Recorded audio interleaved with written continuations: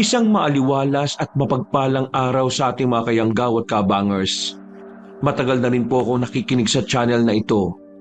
May 2 taon na rin. Kaya naman naisipan ko na rin na ibahagi ang aming karanasan ng kapatid kong bunso. 26 anyos ako noon at 10 taong gulang naman ang kapatid ko. Lumuwas kami papuntang Romblon sa pagnanais na mahanap ang ninong namin na matagal nang hindi nakikita. Pero dahil sa ginawa naming yon, isa palang lihim na komunidad ang matutuklasan namin. Isang lugar na naghihintay lang palang matuklasan ng kahit na sinong tao. Isinumpa ang mga nilalang na naroon, pero nang dahil sa ginawa namin, nagkaroon sila ng pagkakataon makatakas at makalabas sa lugar na matagal na nilang nagsilbing kulungan. Kilalanin niyo na lang po ko bilang si Donnie. Kabanong, mga kabangers at mga kayanggaw, ito ang aking kwento. Pero bago tayo magsimula, kung maaari sana'y pindutin niyo muna ang subscribe button kung bago pa lang kayo sa channel nating ito. Mag-subscribe na rin po kayo sa iba pa nating mga channel na ang Pamela Clamil at Kabanong version 2.0. Kung wala po sa nabanggit ko ang pangalan ng channel, at hindi po ang picture ko ang nakalagay sa profile pic, hindi po natin channel yon. Huwag po nating suportahan. Huwag po tayong mag-subscribe o i-unsubscribe po natin kung nakasubscribe na po tayo. Nagnanakaw po yon ng ating mga videos. Naglalambing po ko sa inyo na ang suportahan lang natin ay ang mga channel na nabanggit. Mag-iwan na rin kayo ng comment at pindutin na rin ang like button. Napakalaking tulong po sa ating channel ang gagawin niyo pong ito. Isang malaking suporta po yun sa ating channel na labis ko pong ipagpapasalamat. At ngayon, sa ating pagpapatuloy. Sigurado ka bang walang palya tong van na gagamitin natin, Berting, ha? Wala yan, sir. Kondisyon ko yan. Ako pa ba? Yan ka na naman eh. Ako naniniguro lang ako, ha? Sir naman, kailan tayo tumirik sa dana ito ang gamit natin? Hoy, para ipaalala ko lang sa'yo, nung nakaraang linggo lang tumirik yung sinasakyan natin eh. Nakakalimutan mo na ba? Pero sir, hindi naman itong sasakyan na ito yung gamit natin. Ibahin mo itong si Brownie. Ha? Brownie? Sa tagal ko na sa inyo at sa tagal ko na ginagamit itong sasakyan ng papa nyo, pinangalanan ko na siyang Brownie. Ayos ha? Kailan mo pa pinangalanan yan? Kahapon lang. Ay, pambihira. O sige na, tulungan mo na lang akong isang parito yung mga dadalhin nating gamit. Kakaunti lang talaga yun. Sir, hindi naman sa nakikialam ako pero parang gano'n na nga rin. Sigurado ba kayo na sa Romblon na namamalagi si Mang Tasyo? Baka naman mali na naman tayo ng info niyan Hindi natin malalaman kung di natin pupuntahan. Kung sakaling mali, di at least sumubok tayo. Alam mo, Berting, sa buhay natin ang palagi mga walang napapala ay yung mga taong hindi sumusubok. Yung mga sumusubok naman na walang napapala, sila yung mga taong may nakukuwang aral sa ginawa nila kahit talo. Kaya susubok tayo kahit walang kasiguraduhan. Ano, nagets mo ba ako? Hindi. Ay, sus, pambihira ka naman O sige na, kunin na natin yung gamit dun sa loob. Matagal na sa amin si Berting, Kabanong. Sanggol pa lang ang kapatid kong si Buboy ay driver na namin siya. Ngayong 10 taon na ang kapatid ko, siya pa rin ang kasakasama namin. Para na rin namin siyang pamilya. Kagaya na lang din ni Mang Tasyo, o mas kilala sa tawag naming Tatay Tasyo. Si Tatay Tasyo ay parang magulang na namin. Kaibigan siya ni Papa. Siya ang nag-alaga sa amin dahil masyadong abala sa mga negosyo ang aming mga magulang. Mula pagkabata ko hanggang sa mag-5 taon na si Buboy ay nakasama namin siya. Pero pagkatapos noon, nagpaalam lang siyang bibili ng mantika pero hindi na siya bumalik. No! Gusto ko to isama. I want it. Bawal nga isama yan sa biyahe, sabi ng kuya mo. If you not sunod-sunod to you, kuya, You are not sama-sama sa amin. What? Ay, pambira ka naman kasi. Huwag ka na nga kasi mag-English-English. Kapag ako kausap mo mahirapan lang tayo pareho. Gusto ko nga itong isama sa pag-alis natin Paborito ko itong laruan Bawal nga ang robot sa Romblon. Kapag dinala mo tong robot mo, magiging marmol to. What is marmol? Oh, ano na naman ba tong naririnig kong sigawan ha? Itong kapatid mo dadalhin tong malaking robot niya. Sabi ko baka maging marmol to sa Romblon. Ayaw yatang maniwala Kuya, gusto ko itong isama, please. Hindi tayo maglalaro sa Romblon. Hahanapin natin si tatay o Ninong Tasyo. At isa pa, hindi ko ba nahihiya sa kanya? 10 taong ka na, naglalaro ka pa niyan. Oo nga, 10 taon ka na Ilang taon na lang, tutubuhan ka na ng ball. Oo. Ikaw talaga, Berting kung ano-ano mga sinasabi mo sa bata O basta Buboy, hindi mo dadalhin yan Hindi playground ang pupuntahan natin. Pero kuya, wala nang pero-pero. Kung ayaw mong sumunod, ako na lang mag-isa ang aalis. Hindi ako kasama? Malamang kasama ka. Ikaw driver Kasama ako. Ikaw hindi. Kuya, nangasar. Iwan mo yung robot mo ha. Pumunta ka na sa van. Nakakausap ko na si Papa at Mama. Nakapagpaalam na ako. Wala nang nagawa pa ang kapatid kong si Buboy Cabanong. Sumakay na rin kami ng van at saktong 6:00 ng gabi, nakalis na rin kami ng bahay. Tahimik lang sa unang biyahe. Nang mapansin ni Berting na nakatulog na si Buboy sa kakaiyak, saka na niya ako kinausap. Sir, may kwento ko. Tigil mo na yan. Kung tungkol na naman yan sa 2 kalbo na nagsabunutan.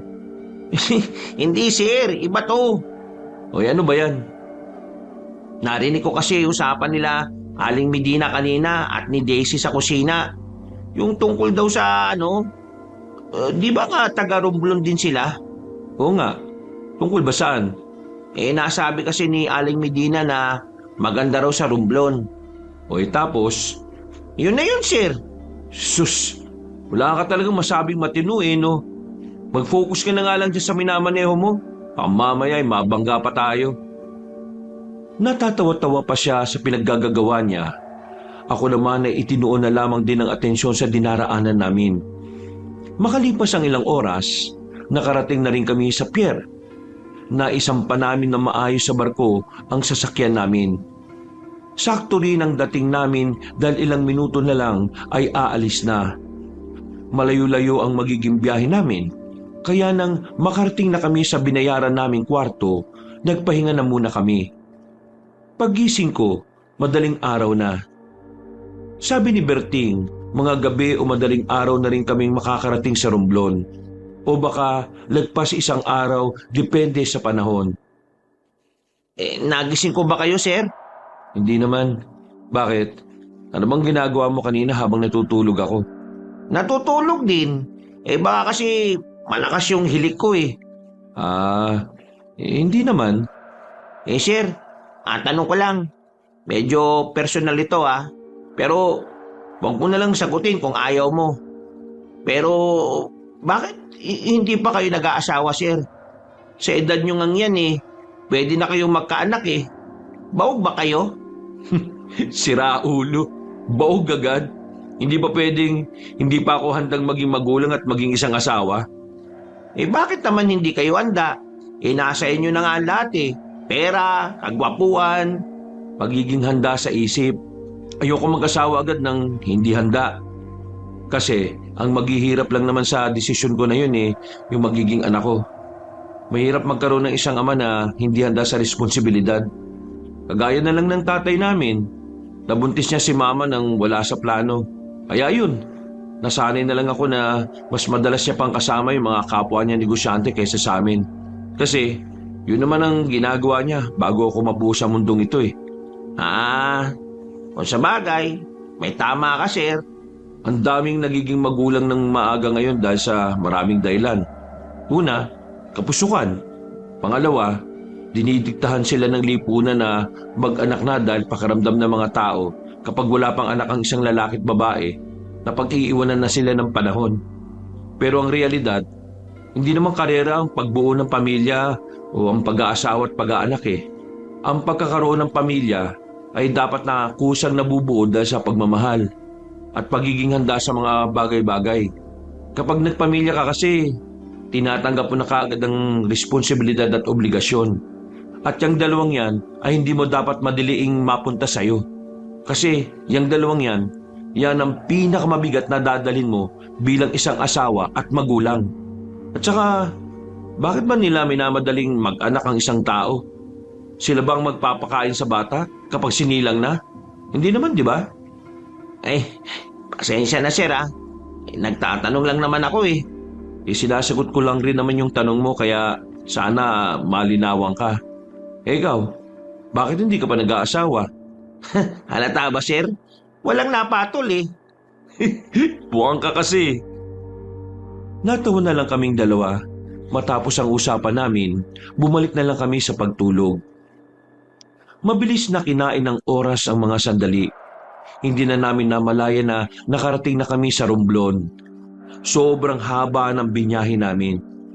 Todo pagod ang naramdaman namin kahit na magdamag lang naman kaming nakahiga at nakaupo. Nang makababa na kami ng barko, naganap na muna kami ng makakain.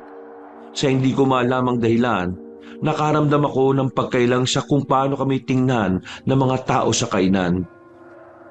Hayaan mo lang sila. Ganyan talaga mga tao dito eh. Namamangha kapag nakakakita ng gwapo. Tingnan niyo sir, hindi tumitingin sa akin, sa'yo lang. Sira ulo. Bantayan mo si Buboy, baka mamaya may gawing hindi maganda sa atin yan. Masarap ang pagkain doon, Kabanong. Hindi ako nagkamali nang nabasa sa internet na magagaling talagang magluto ang mga taga-Romblon. Pagkatapos namin kumain, nagpahinga lang kami sandali sa tapat ng van. Tamang yosi habang nagpapatunaw ng kinain. Habang si Buboy naman, abalang-abala lang sa paglalaro ng cellphone. Berting, naniniwala ka ba sa aswang? Munti ka na niyang maibuga sa akin ang iniinom niyang soft drinks sa tanong kong yon. Siguro dahil nagulat siya kung bakit bigla-bigla na lang ako nagtanong ng ganun sa kanya. Samantalang kahit kailan, hindi naman namin napag-usapan yon sa mga lakad namin. Ano ba yan? Pambira ka naman sir. Bigla-bigla ka na lang nagbubukas ng mga weirdong usapan. Bakit mo pa naitanong yan sir? Nag-research kasi ako tungkol sa probinsyang ito. Ang dami kong mga nalaman. Mga masasarap na pagkain, mabubuting tao, mga magagandang tanawin. Pero meron akong nahalungkat na article eh. Hindi ko alam kung verified. Pero napukaw nun yung atensyon ko. Ang sabi doon, dito raw sa Romblon, dati raw may mga aswang dito. Wala naman daw sinasaktan ng mga aswang na yon. Pero ang haka-haka, nung unang panahon kumakain sila ng tao. Hindi ko alam kung totoo ang sinasabi sa article na yon ha. Kaya nga tinatanong kita kung naniniwala ka sa aswang eh. Ako kasi 50-50. Maniniwala ka sir kung sasabihin kong naniniwala ako. Oo, maniniwala akong naniniwala ka. Ikaw yung tipong mahilig sa mga hindi mapaliwanag na bagay eh. Pero alam mo, kung sakali mang totoo na merong aswang dito, hindi naman tayo masasaktan nun eh. Takot naman daw sila sa mga tao. Pero malay nyo, yung mga aswang ngayon high-tech na rin. Gumagamit na rin yata sila ng cellphone para kapag meron silang bibiktimahin, text-text na lang o kaya tawagan na lang.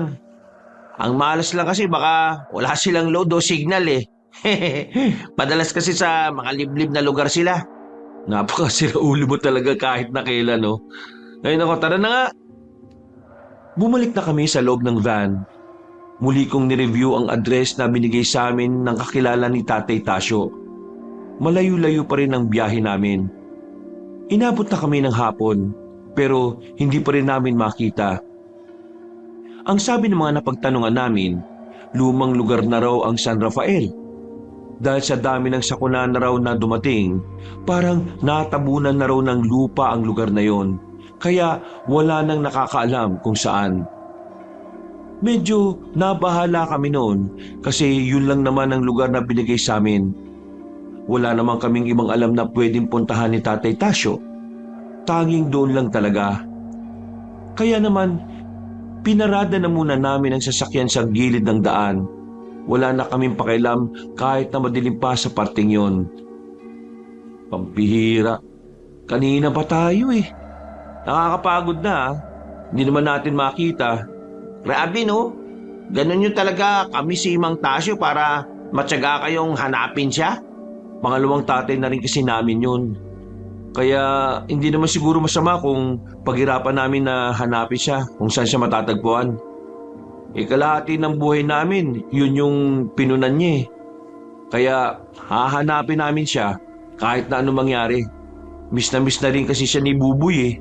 5 taon pa lang nung bata nung umalis siya. Kung sa bagay, Teka, nasaan na ba tayo? hindi na gumagana yung online map sa akin kasi wala nang signal sa parting to eh. Pero kanina, may nalagpasan tayong baryo na wala naman sa mapa. Basta, nakita kong parang malit na baryo sila. Balik na lang kaya muna tayo doon. Hanap lang tayo ng bahay na mapaglilipasan ng gabi. Sana meron tayong mahanap doon. Kinabig ni Berting ang manibela at saka muli kaming bumiyahe. May 10 minuto pa bago kami nakarating sa sinasabi niyang baryo. Tumigil kami sa tapat. Pagtingin namin sa arko, sira-sira. Wala na rin yung pangalan na nakalagay sa arko doon. Sigurado ka ba sir na dito tayo magpapalipas ng gabi? Parang lugar ng mga rebelde to eh oh. Kaya nga eh. Sir, dito na lang tayo sa labas. Huwag na muna tayong pumasok. Pwede naman dito tayo magpalipas ng gabi eh. Kapag maliwanag na, doon natin malalaman kung ano mga klaseng tao nandyan. Sa bagay, may punto ka nga. Sinunod ko ang sinabi ni Berting. Pinarada na muna namin ang sasakyan sa gilid at nauna na ring nakatulog si Buboy dahil na rin sa pagod nito. Habang kaming dalawa, tumambay na muna kami sa tapat. Tamang inom lang ng 1 boteng alak at tamang hitit ng yosi. Habang nag-uusap kami, isang babaeng matangkad ang dumaan sa harapan namin at akala namin nung una ay multo sa sobrang puti niya. Pero napatingin siya sa amin at napatigil. Ano kailangan nyo? Bakit nyo ako tinitingnan? Huwag kang mabahala, miss. Wala kaming gagawin masama. Hindi naman kami masamang tao eh. Nandito lang kami para maghanap sana ng matutuluyan. Malayo pa kasi yung pinanggalingan namin eh. Tama si sir, ganun nga. Matutuluyan? Bakasyonista ba kayo? Parang ganun na nga. Meron kasi kaming hinahanap. May kilala ka bang Tasyo? Mang Tasyo kung tawagin ng iba? Tasyo? Wala akong kilalang ganun eh. Bago lang din kasi ako dito. Nagbabakasyon lang. Bakit nasa labas ka pa ng ganitong oras? Madilim pa sa daan. Pundido mga ilaw sa poste eh. Delikado. May sakit ang tiyahin ko eh. Kailangan ko makabili ng gamot. Kaya heto, pumili ako. No choice din kasi na wala namang mautusan. Mga tamad na pinsan ko eh. Ganun ba? Kung kailangan nyo ng mauupahan na bahay, meron naman sa amin, kaso nga lang, hindi siya sementado. Gawa lang siya sa kawayan. Hindi gaya sa syudad. Ayos lang naman. Ang mahalaga naman sa amin makapagpahinga kami. Pwede mo ba kaming dalhin doon? Sige, sundan niyo lang ako. Nauna nang naglakad ang babae. Noong mga sandaling yon, hindi ko rin maintindihan kung bakit ganun na lang ako kadaling nagtiwala sa kanya. Pero ang mas hindi namin maintindihan kung bakit komportable rin siyang kausapin kami. Pero dahil desperado na kaming makahanap ng matutuluyan, sinundan na lang namin ang babae. Hindi nagtagal, meron na kaming narating na bahay. Isang palapag lang yon. Yari sa makakapal na kawayan ng dingding. Ang bubungan naman ay mga dayami na pinagpatong-patong. May maliit na bakuran. Tapos may balon ng tubig sa gilid. At ang banyo ay nasa gilid naman ito. Madalas na pinapaupahan ito, pero umaalis din naman ng mga yon kasi mga bakasyonista rin. Kaya may mga dumadalaw dito na mga turista. Kasi pag baba nyo dyan sa kaliwa, may magandang falls dyan. Makikita nyo bukas kapag maliwanag na. Kaya pala sobrang lamig dito kasi may malapit na falls. Ayos! Bukas na lang kayo magbayad. Magpahinga na muna kayo. Wala rin kasi akong oras kumausap sa inyo eh. Si Tia kasi ang dapat nyo talagang kausapin. Isa pa, aasikasuhin ko pa siya ngayon. Maraming salamat ah. Pasensya na rin sa abala. Walang anuman. O sige, mauna na ako. Kuya Donnie, crush mo yung babae? Ha? Crush ka agad? Hindi ko pa nga yan kilala eh. Kita ko sa mukha mo kuya eh. Masaya ka? Hindi magsisinungaling ang bata, sir. Aminin. Maganda yung babae, oo. Pero crush? Hindi ah. Kailangan kilalanin mo muna bago mo hangaan. Mali ka, sir. Pwede mong hangaan kahit hindi mo pa kilala. Kasi yung paghanga, nakabase naman yan kung ano yung unang makikita mo sa kanya eh. Panloob o panlabas. Ang galing mo naman, Kuya Berting. Bakit wala ka pang syota? Huy, bibig mo ah. Kaya wala pa akong syota kasi ayaw ko sa kanila. Sakit lang sa ulo yung mga babae, buboy eh. Kaya ikaw, mag-iingat ka sa mga babae ah. Bibigyan ka lang nila ng problema. Ang ibig mo pong sabihin, walang nagkakagusto sa'yo, Kuya Berting? Aba, ikaw ah. Hindi nagsisinungaling ang bata. Opo, totoong sinasabi ko. Ay nako, pumasok na nga lang tayo at nang makapagpahinga na. Buti na lang nakapagdala tayo ng banig at kumot. Mukhang malamig dito eh. Kuya, tingnan mo oh, may space yung sahig. Baka may sumundot ng puwet ko sa ilalim. Dami mo talaga napapansin. Huwag kang mag-alala, lalagyan naman natin yan ng banig eh. Maya-maya lang ay inilatag na namin ang banig. Ibinagpabukas na lang namin ang paghahanap kay Tatay Tasyo, pero kahit napagod ng katawan ko noon, hindi ako dinadalaw ng antok. Dilat na dilat ang diwa ko sa hindi ko malaman na dahilan. Bumangon ako at binuksan ko ang bintana. Sumilip ako sa labas. Sobrang tahimik. Ganun pala talaga ang paligid sa probinsya. Wala akong ibang ginawa noon kundi ang mag-cellphone. Mga bandang 4:00, saka lang ako inantok. Ginising nila akong mga bandang 8:00 na. Nakaramdam na kasi sila ng gutom. Paglabas namin ng bahay, kinausap kami ng babaeng nagpakilala sa amin bilang si Madonna. Hindi makakaharap ang tiyahin niya dahil may sakit pa rin. Nagbayad kami sa kanya ng 5 araw. Palagay kasi namin ay matatagalan ang paghahanap namin kay Tatay Tasyo. Lalo na't wala namang makapagturo kung saan ang San Rafael. Inaantok ka pa ba? Pwede ka namang matulog na muna. Gisingin na lang kita mamaya. Hindi na. Kailangan na nating simulang maghanap kay Tatay Tasyo. Sayang ang araw eh. 1 linggo lang ang binigay na araw ni Papa at Mama sa akin. Sigurado ka bang hindi ka pa inaantok? Ano naman kung hinaantok ako? Ikaw naman ang magmamaneho, di ba? Ay, oo nga pala. Ikaw nga pala yung sir at ako yung driver. At ako naman yung boss. Bumanat ka na naman dyan. Yung ngipin mo, naninilaw na ah. Wala kasing tubig. Paano ako magtutoothbrush? Samahan mo nga muna yung Berting. Umalis ang dalawa at maya-maya dumating naman ang babaeng si Madonna. Nakangiti siyang lumapit sa akin. Hindi ko na sana kakausapin dahil nahihiya ako, pero siya ang unang nagsalita. Ano nga ulit ang pangalan ng hinahanap niyong tao? Tasyo. Anong apelyido? Ang totoo niyang pangalan, Anastasio Langomez. Kilala niyo ba siya? Yun nga ang binanggit sa akin ni Tia. Dati raw kasing nagpunta yun dito para gamutin siya. Gamutin? Doktor siya dito? Hindi doktor, albularyo. Albularyo? Kailan pa? Hindi ko alam eh. Sinabi lang yan sa akin ni Tia. Nasabi ba niya kung alam niya ang tirahan ni Tatay Tasyo? Hindi.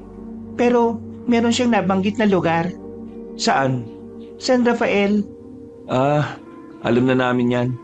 Ang sabi ng mga napagtanungan namin, wala na raw ang lugar na yan eh. Natabunan na raw dahil sa malalakas na sakuna dito. Dalawa kasi ang San Rafael dito. Yung isa, yan yung sinasabi mong natabunan na. Yung isa naman, yun yung bagong San Rafael na umusbong. 1 dekada pa lang yata nakakalipas. Teka, bakit ang dami mo yatang alam eh? Sabi mo nagbabakasyon ka lang dito. Kuya, mag-6 na buwan na akong nagbabakasyon dito. Ah, kaya pala.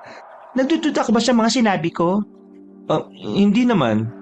Napatanong lang naman ako. Kung gusto nyo, pwede ko naman kayong samahan. Itatanong ko lang kay Tia kung saan. Talaga? Sasamahan mo kami? Pero hindi libre. Siyempre maabala nyo ako. Kaya babayaran nyo ako. Walang problema. Basta ituro mo lang sa amin kung saan yung San Rafael na yon. Pwede ko bang malaman kung kaano-ano nyo yung hinahanap nyo? Base kasi sa itsura nyo, mukha naman kayong nakakaangat sa buhay. Mga taga Maynila nga talaga kayo.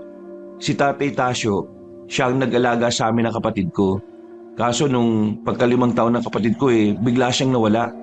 Ang sabi niya nung hapon na nagpaalam siya, bibili lang siya ng mantika. Tapos, hindi na siya bumalik. Kaya ganun na lang ang kagustuhan niyang makita siya. O sige, tutulungan ko kayo. Huwag kayong mag-alala. Taga Maynila rin naman ako Kaya alam kong makakasundo niyo ako. Kaya pala maganang loob namin sa iyo Kababayan ka pala. Baka ka syudad. Nagtawanan pa kami ni Madonna noon na parabang ang tagal na namin magkakilala. Pagbalik ng dalawa, inihanda na rin namin ang sasakyan. Iniwan na muna ang ibang gamit sa bahay, pero dinala namin ang mga importante. Medyo tahimik lang ang unang oras ng biyahe. Nagkakaroon siguro ng pag-aalinlangan si Berting at Buboy na dumaldal dahil meron kaming ibang kasama. Maya-maya pa, binasag na rin ng babae ang katahimikan. Naintindihan ko nararamdaman nyo. Minsan na rin kasi ako naghanap ng isang ama. Ang pagkakaiba lang siguro natin, yung akin, totoong ama ko talaga. Kaso ang problema, nung nahanap ko siya, may iba na pala siyang pamilya. Medyo nakakalungkot pala yung nangyari sa'yo. Ganun talaga. Pero hinayaan ko na lang. Ang mahalaga naman sa akin ngayon, may tiyahin ako na umiintindi sa akin. Kahit na minsan lang kami makasama. Bala ko na nga tumira dito Bakit naman hindi? Parang mas payapa rito. Uy, si kuya, kinakausap si ate. Huy, manahimik kang ang bata ka. Ipakain kita sa aswang Nang sabihin ko yon, nakita ko ang kakaibang ekspresyon sa mukha ni Madonna. Napatingin siya sa labas nang mapansin niyang nakatingin ako sa kanya. Hindi na ako nagdalawang isip na tanungin siya. Nag-alala rin kasi ako na baka hindi niya gustong makarinig ng salitang aswang. Madonna, pasensya na Pero may mali ba sa sinabi ko? Takot ka ba sa aswang? Wala ka namang maling sinabi. Meron lang talaga akong naalala. Naalala? Anong... Uy! Biglang malakas na pumreno si Berting. Uy, Berting! Ano ba? Bakit ba napreno ka ng napakalakas? Makati lang yung puwet ko Ayan, andar na ulit. Papansin si Kuya Berting Ano na nga ba yung sinasabi mo, Madonna? Ayokong sabihin to. Baka matakot ang kapatid mo. Di yan. Walang hiya yan Hindi yan marunong matakot. Nung mga unang linggo ka dito, meron ako naging karanasan sa mga aswang. Meron kasi kaming pinuntahan na pista. Akala namin, normal na tao lang ang mga nandun. Pero hindi pala. Sinasabi mo ba, miss, na aswang ang mga napuntahan ninyo? Hindi naman lahat pero may ilang kabahayan doon na puro aswang ang nakatira. Munti ka na kaming mapahamak ng mga pinsan ko ron. Buti na lang, tinulungan kami ng mga kasama naming lalaki kaya nakaalis kami. Pero kung hindi kami nakatakas, baka raw wala na kami ngayon. Nangangain daw kasi ng mga tao yung aswang Ay nako, ano ba itong kinukwento ko? Mukhang hindi naman kayo maniniwala Ayos lang. Medyo naiintriga rin naman ako sa mga aswang na yan Ibig sabihin lang yan, totoo pala talaga mga nabasa ko sa internet. Meron pala talagang aswang dito sa Romblon. Meron, pero ang sabi kasi sa akin ng tiyahin ko, palipat-lipat daw ang mga yan Kaya hindi mo rin talaga malalaman kung ang kinalalagyan mo ay lugar na ng mga aswang. Sir, alam mo yung sinabi kong kwentuhan nila Aling Medina at ni Daisy? Ang totoo, aswang ang usapan nila. Nakaraang taon lang daw merong natagpo ang grupo ng aswang. Pero hindi naman daw nananakit. Pero siyempre, nakakabahala pa rin, di ba? Magsasalita pa sana ako nang bigla na lang umiyak si Buboy. Nung una, akala namin naipit siya sa upuan. Yung pala, takot na siya sa pinag-uusapan namin. Dahil doon, itinigil na namin ang ganong klase ng usapan. Makalipas ang ilang sandali, tinuro na rin ni Madonna ang sinasabi niyang San Rafael. Isa itong baryo na hindi hamak na mas maayos kumpara sa unang mga napuntahan namin. Sa bungad pa lang ay malinis na. Maayos ang nakalagay na pangalan sa itaas, San Rafael. Pagsilip namin sa loob, may mga tao na abalang-abala sa ginagawa. Pero ang baryo na yon ay nasa liblib na, kaya hindi gaanong nadadaanan ng mga sasakyan. Ang sabi ni Lola, diyan lumipat yung mga taong naapektuhan ng sakuna sa unang San Rafael. Hindi ko alam kung nandyan yung hinahanap nyo. Pero ayan yung baryong hinahanap nyo. Medyo weirdo nga lang dyan. Kasi sabi ni tita, uling punta niya dyan, munti ka na siyang hindi makauwi. Ayaw siyang paalisin ng mga nandyan. Hindi ko alam kung bakit. Buti na lang nakumbisi niya rin sa bandang huli. At ito pang nakapagtataka. May usap-usapan na yung mga tao dyan, hindi umaalis ng baryo nila. Kaya magtataka ka talaga Paano sila nabubuhay dyan? Bakit ngayon mo lang sinasabi sa amin? Oo nga, ang haba ng biyahe natin. Hindi mo sinabi kanina. Ayaw niya namang mag-usap ng misteryosong usapan, di ba? Ano sir, tutuloy pa ba tayo? Wala naman tayong kasiguraduhan kung haka-haka o totoo lang yung mga sinabi ni Madonna. Siya na rin ang nagsabi, usap-usapan lang. Yung sinabi ko tungkol sa karanasan nila Tia, totoo yun. Baka naman may mga nangyari sa loob na hindi mo alam kaya ayaw silang pauwiin. Wala naman akong problema kung ayaw niyong maniwala Ako naman nagsasabi lang sa inyo. Hindi na ako sasama sa inyo sa loob Pwede bang ihatid niyo na lang ako sa kalsada para makasakay ako ng tricycle? Bago kami pumasok sa San Rafael, hinatid na muna namin si Madonna para makauwi. Binigyan namin siya ng pera, kasama na rin ang bayad sa pagsama niya sa amin. Maya-maya lang, pumasok na rin kami sa baryo. Nakakailang dahil nang makita kami ng mga nasa bungad, lahat sila ay tumigil sa kani-kanilang ginagawa. Nakatingin sila sa amin na parabang yun ang unang pagkakataon na nakakita sila ng tao. Magandang tanghali po sa inyong lahat. Nandito po kami dahil meron kaming hinahanap.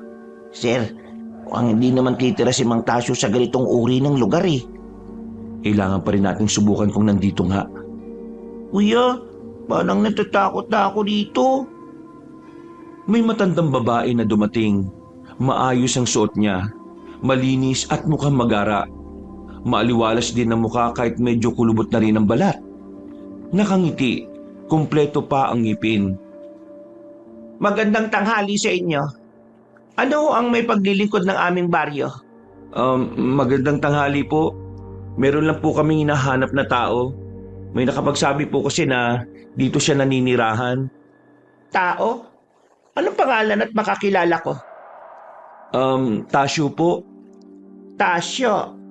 Teka, Anastasio Longomes ba ang tunay niyang pangalan? Parang nabuhayan ako ng loob ng mga sandaling yon, Kabanong. Nagkaroon kami ng pag-asa na sa wakas, makikita na rin namin si Tatay Tasyo. Opo, siya nga po. Nasaan po siya? Teka, kaano-ano niya ba kayo? Ninong po namin siya.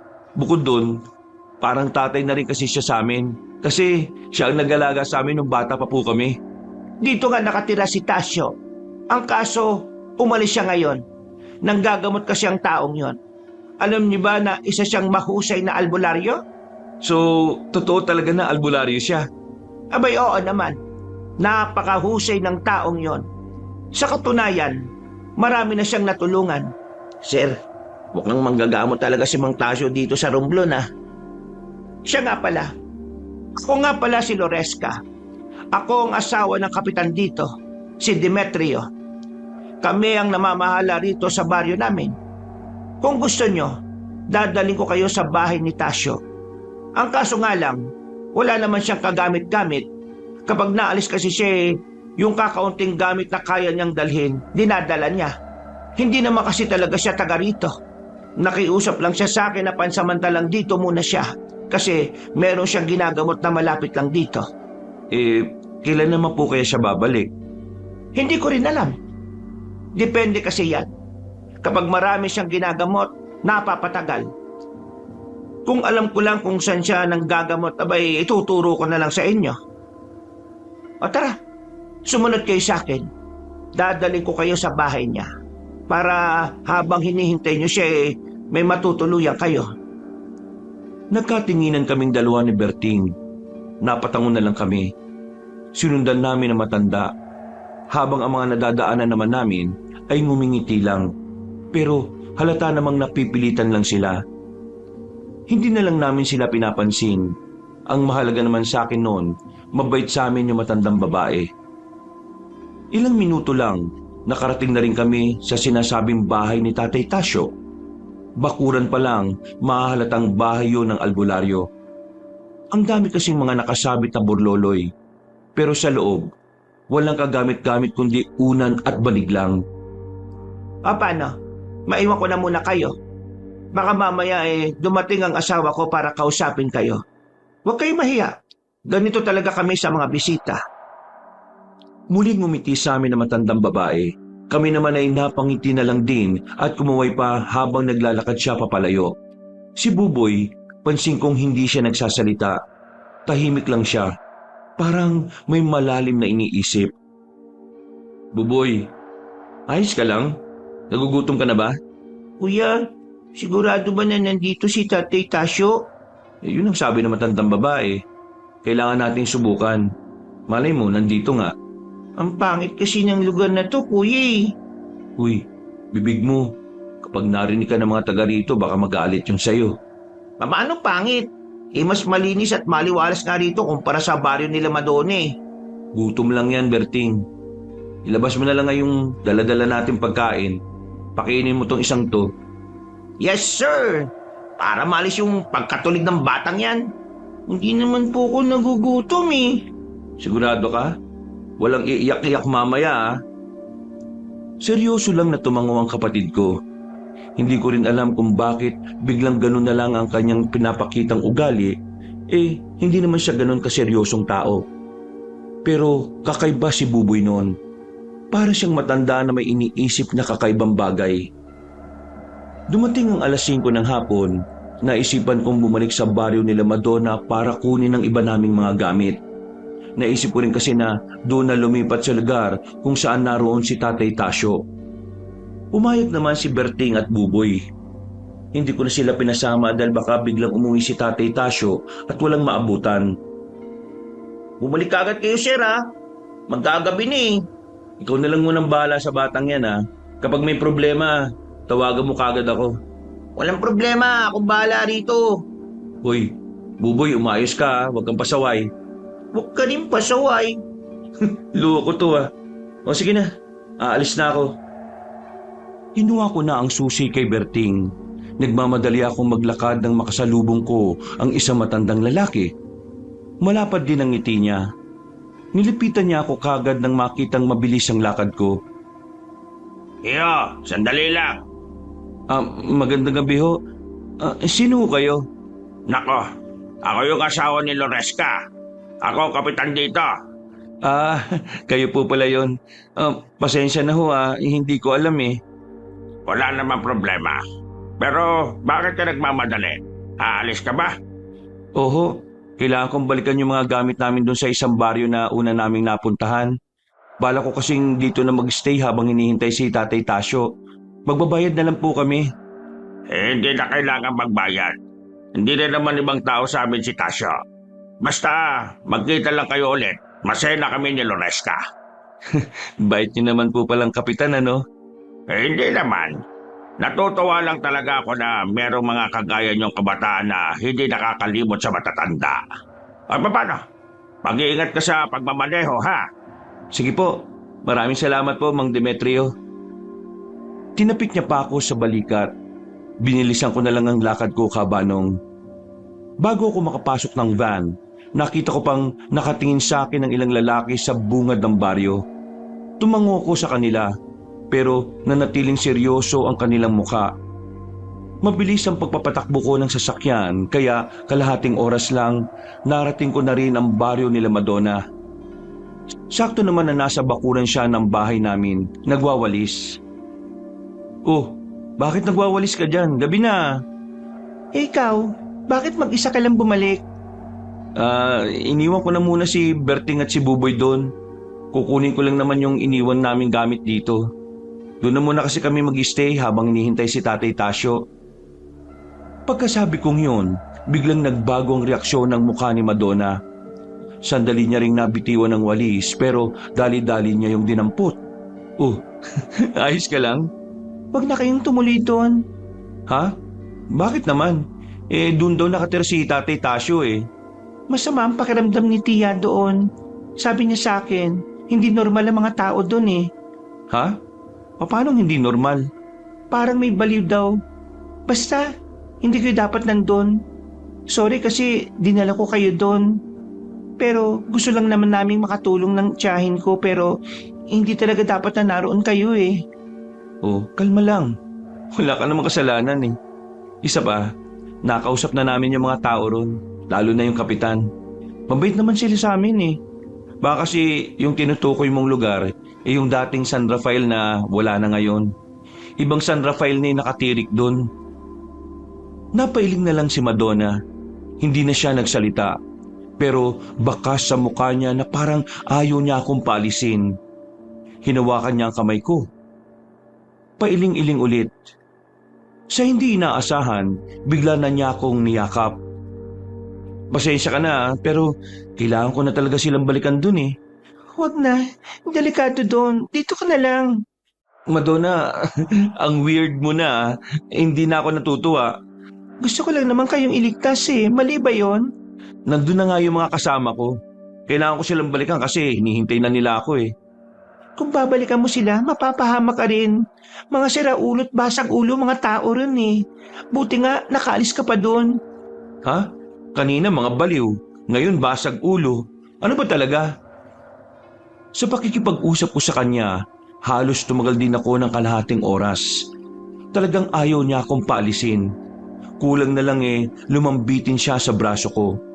Pero hindi ako nagpapigil. Kailangan ko makabalik dahil naroon din nakatira si Tatay Tasyo. Inalis ko ang pagkakakapit niya sa akin. Naglakad ako ng mabilis. Sa puntong yun, naisip ko na baka si Madonna at ang mga taga roon talaga ang weirdong mga tao. Lahat sila masama ang tingin sa akin nang binitiwan ako ni Madonna. Pero wala na akong pakialam. Bit-bit ko ang mga gamit namin. Nakabalik ako ng sasakyan. Dali-dali kong pinaharurot ang sasakyan. Siya tong nakakatakot eh. Hindi naman siya ganun kaninang umaga. Matino siyang kausap. Ay, nako. Dapat pala talaga, hindi kami basta nagtiwala sa kanya. Parang siya yung baliw eh. Napapailing na lang ako habang nagmamaneho kabanong. Habang nasa kasagsagan ako ng biyahe, bigla akong nakaramdam ng kaba. Hindi ko maintindihan kung bakit, pero dahil doon, binagalan ko ng kaunti ang pagpapatakbo. Napahawak ako sa dibdib ko. Noong mga sandaling yon, naisipan ko ng tawagan si Berting. Tumigil na muna ako sa gilid dahil doon lang may matinong signal. Ha? Out of coverage area? Bakit? Wala bang signal doon? Binilisan ko ang pagmamaneho. Nang malapit na ako sa baryo nila Mang Demetrio at Aling Loresca, napatapak ako ng preno nang biglang may humarang sa daan. Pagtingin ko sa labas, si Berting. Bitbitan niya ang walang malay na si Buboy. Sa sobrang pag-aalala ko, ay agad ko silang pinagbuksan at pinapasok. Usang gala, anong nangyari sa kapatid ko? Bakit may dugo yan? Bakit walang malay yan? May sugat siya sa palad, sir. Pero hindi dahil dito kaya siya hindi matay. Nakakita kami ng aswang. Sa sobrang takot kaya siya nawala ng malay. Ano? Aswang? Bilisan niyo na, sir. Magmaneho ka na. Ako nang bahala maglinis sa sugat ng kapatid mo. Marunong ako. Sige na, bilisan mo na. Noong mga sandaling yun ay sinunod ko na lang ang sinabi ni Berting Habanong. Pinaharurot ko ang sasakyan pabalik. Hindi na kami tumuloy sa baryo. Nang medyo nakalayo-layo na kami, ay hininto ko na muna ang sasakyan sa may bandang gilid. Ikwento mo nga sa akin, ano bang nangyari? Ano yung aswang? Lahat ng tao sa baryo ng San Rafael, aswang. Kitang-kita ng dalawang mata ko, sir. Namin ni Buboy, kung paano sila nagpalit ng anyo. Teka. Paano naman mangyayari yun? Hindi naman sila aswang ah. Di ba nakalis pa nga ako eh. Kung aswang sila, dapat on the spot kinain na tayo. Hindi ko rin nga alam eh. Nung matapos na mapatakan ni Buboy yung balon, bigla na lang kaming nakarinig ng malakas na angin. Natakot na ako noon kaya binitbit ko na siya. Nagawa namin makapagtago. Tapos, nung sumilip kami nakita na lang namin si Aling Loresca. Iba na yung itsura. Pati na rin yung iba nilang kasamahan. Basta pre, aswang sila. Hindi na dapat tayo bumalik doon. Baka niloko lang nila tayo para kainin sa tamang oras. Buti na lang nalaman kaagad namin. Wisit yung mga yun ah. Aswang pala yung mga hayop na yun. Tingin ko kaya nila kilala si Mang Tasyo kasi isa si Mang Tasyo sa kumakalaban sa kanila. Narinig ko kasi kanina, sabi ng isang lalaking aswang, pwede raw nila tayong gamitin panlaban kay Mang Tasyo. Ang tanong ngayon, sana ba talaga natin mahahanap si Tatay Tasyo? Sa ngayon, kumalma na muna tayo para makapag-isip. Walang ya, kinabahan talaga ako dun ah. Yung kapatid ko, ayos lang ba talaga siya? Paano siya nagkaroon ng sugat? Nagaya kasi itong tumae. Wala namang banyo sa bahay na yun kaya sabi ko, iigibang ko na lang siya ng tubig sa balon tapos tumae siya sa halamanan.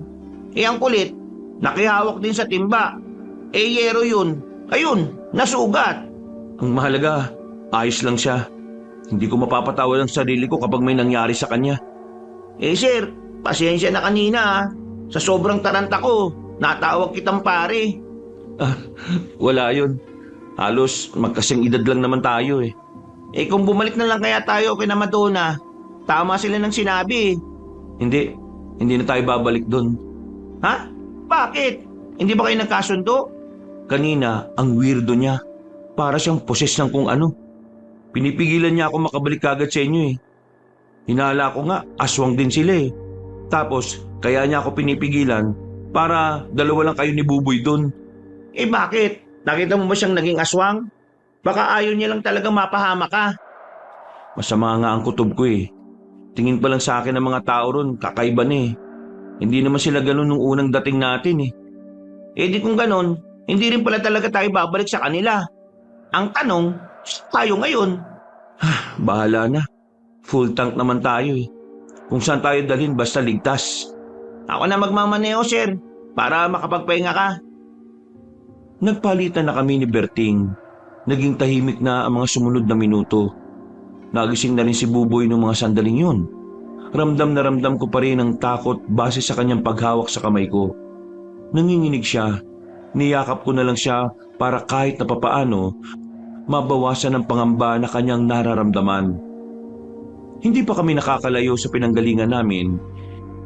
Biglang may pumutok ng gulong namin. Agad naman kaming bumaba. Karga ko sa likod ko ang kapatid ko nang tingnan namin kung ano ang nangyari. Pagtingin namin sa kalsada, may mga nakakalat na kahoy na mayroong mga nakauslim pako. Parang sinadya. Meron naman kaming pamalit na gulong. Pero sa mga sandaling yon, nakaramdam na ako ng kakaiba. Parang may mga nagmamasid sa amin. Kaya sa halip na magpalit ng gulong, ay sinenyasan ko na si Berting. Agad naman namin kinuha ang tubo sa loob. Sir, paano tong van? Sara mo na lang. Mababalikan pa naman natin yan eh. Anong nangyayari, kuya? Natatakot na po ko. Huwag kang mag-alala. Walang mangyayari sa'yo. Tatakasan natin sila. Wala pang lumilitaw sa paligid pero sinimulan na rin namin ang paglalakad. Pabilis ng pabilis ang lakad namin. Hanggang sa hindi nagtagal, tumatakbo na rin kami. Nakita kasi naming meron nang nakasunod sa amin na grupo ng kalalakihan. Sir, nila, mga aswang na yata mga yan. Kapag gumapang, aswang na yan. Walang iya, gumagapa nga. Eddie, aswang na mga yan. Bilis! Mas binilisan pa namin ang takbo. Pagliko namin sa isang kanto, meron ding mga aswang doon na papasalubong. Kaya kumaliwa na kami papasok ng gubat. Alam naming mas delikado sa masukal na lugar, pero Yun na lang ang natitirang daan para makatakbo kami palayo sa kanila. Pre, nasa likod na naman sila. Ay, sorry, sir pala. Ikaw nang bahala kapag nakalapit na sila. Ikaw ang may tubo eh. Nang makalabas kami sa masukal na parte ng gubat, dito na kami kinalibutan ng malala. Pumalibot na kasi sila sa amin. Wala na kaming madaanan.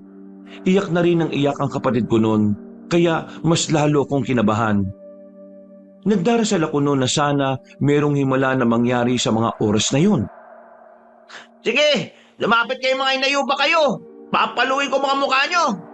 Kuya, nakakatakot mga mukha nila. Sobrang nakakatakot. Huwag mo kasing tingnan, pangbihira ka naman eh. Umangil lang napakalakas sa mga aswang. Marana silang lumapit sa amin. Nang ilang metro na lang ang pagitan nila, isang lalaki ang bigla na lang dumating. Ang ganda ng pasok niya. Nanggaling siya sa itaas ng puno. Pagbagsak niya, napatingin sa kanya mga aswang. Maging kami napatigil din. Long hair ang lalaki. Hinawi niya ang buhok niya sabay tingin sa amin. Huwag kayong mag-alala mga kaibigan. Narito na ang tagapagligtas na hindi nyo na dapat mayaran. Huwag na mangamba dahil narito na ang bayani na hindi puro amba. Among para sa inyo. Ano sa tingin nyo? Ha? Salamat ha. Pero kailangan mo ba talagang ganyan ang entrance mo? Nasa panganib na ang buhay natin eh. Hindi mo kailangan magduda kaibigan. Nasa sinapupunan pa lang ako ng nanay kong may abs. Kinakalaban ko na ang mga aswang. Kayang-kaya ko ito. Akong bala sa mga turistang inapi ng mga durugistang aswang. Hinugot ng lalaki ang kanyang katana sa tagiliran niya. Hindi siya nagdalawang isip na lapitan ng mga aswang. Pinagtulungan siya ng mga yon, pero kinaya niyang makipagsabayan. Habang nakikipagsagupa siya, narinig pa namin na may mga sinasabi siya na kung ano-ano. Puro kaekekan at kayabangan.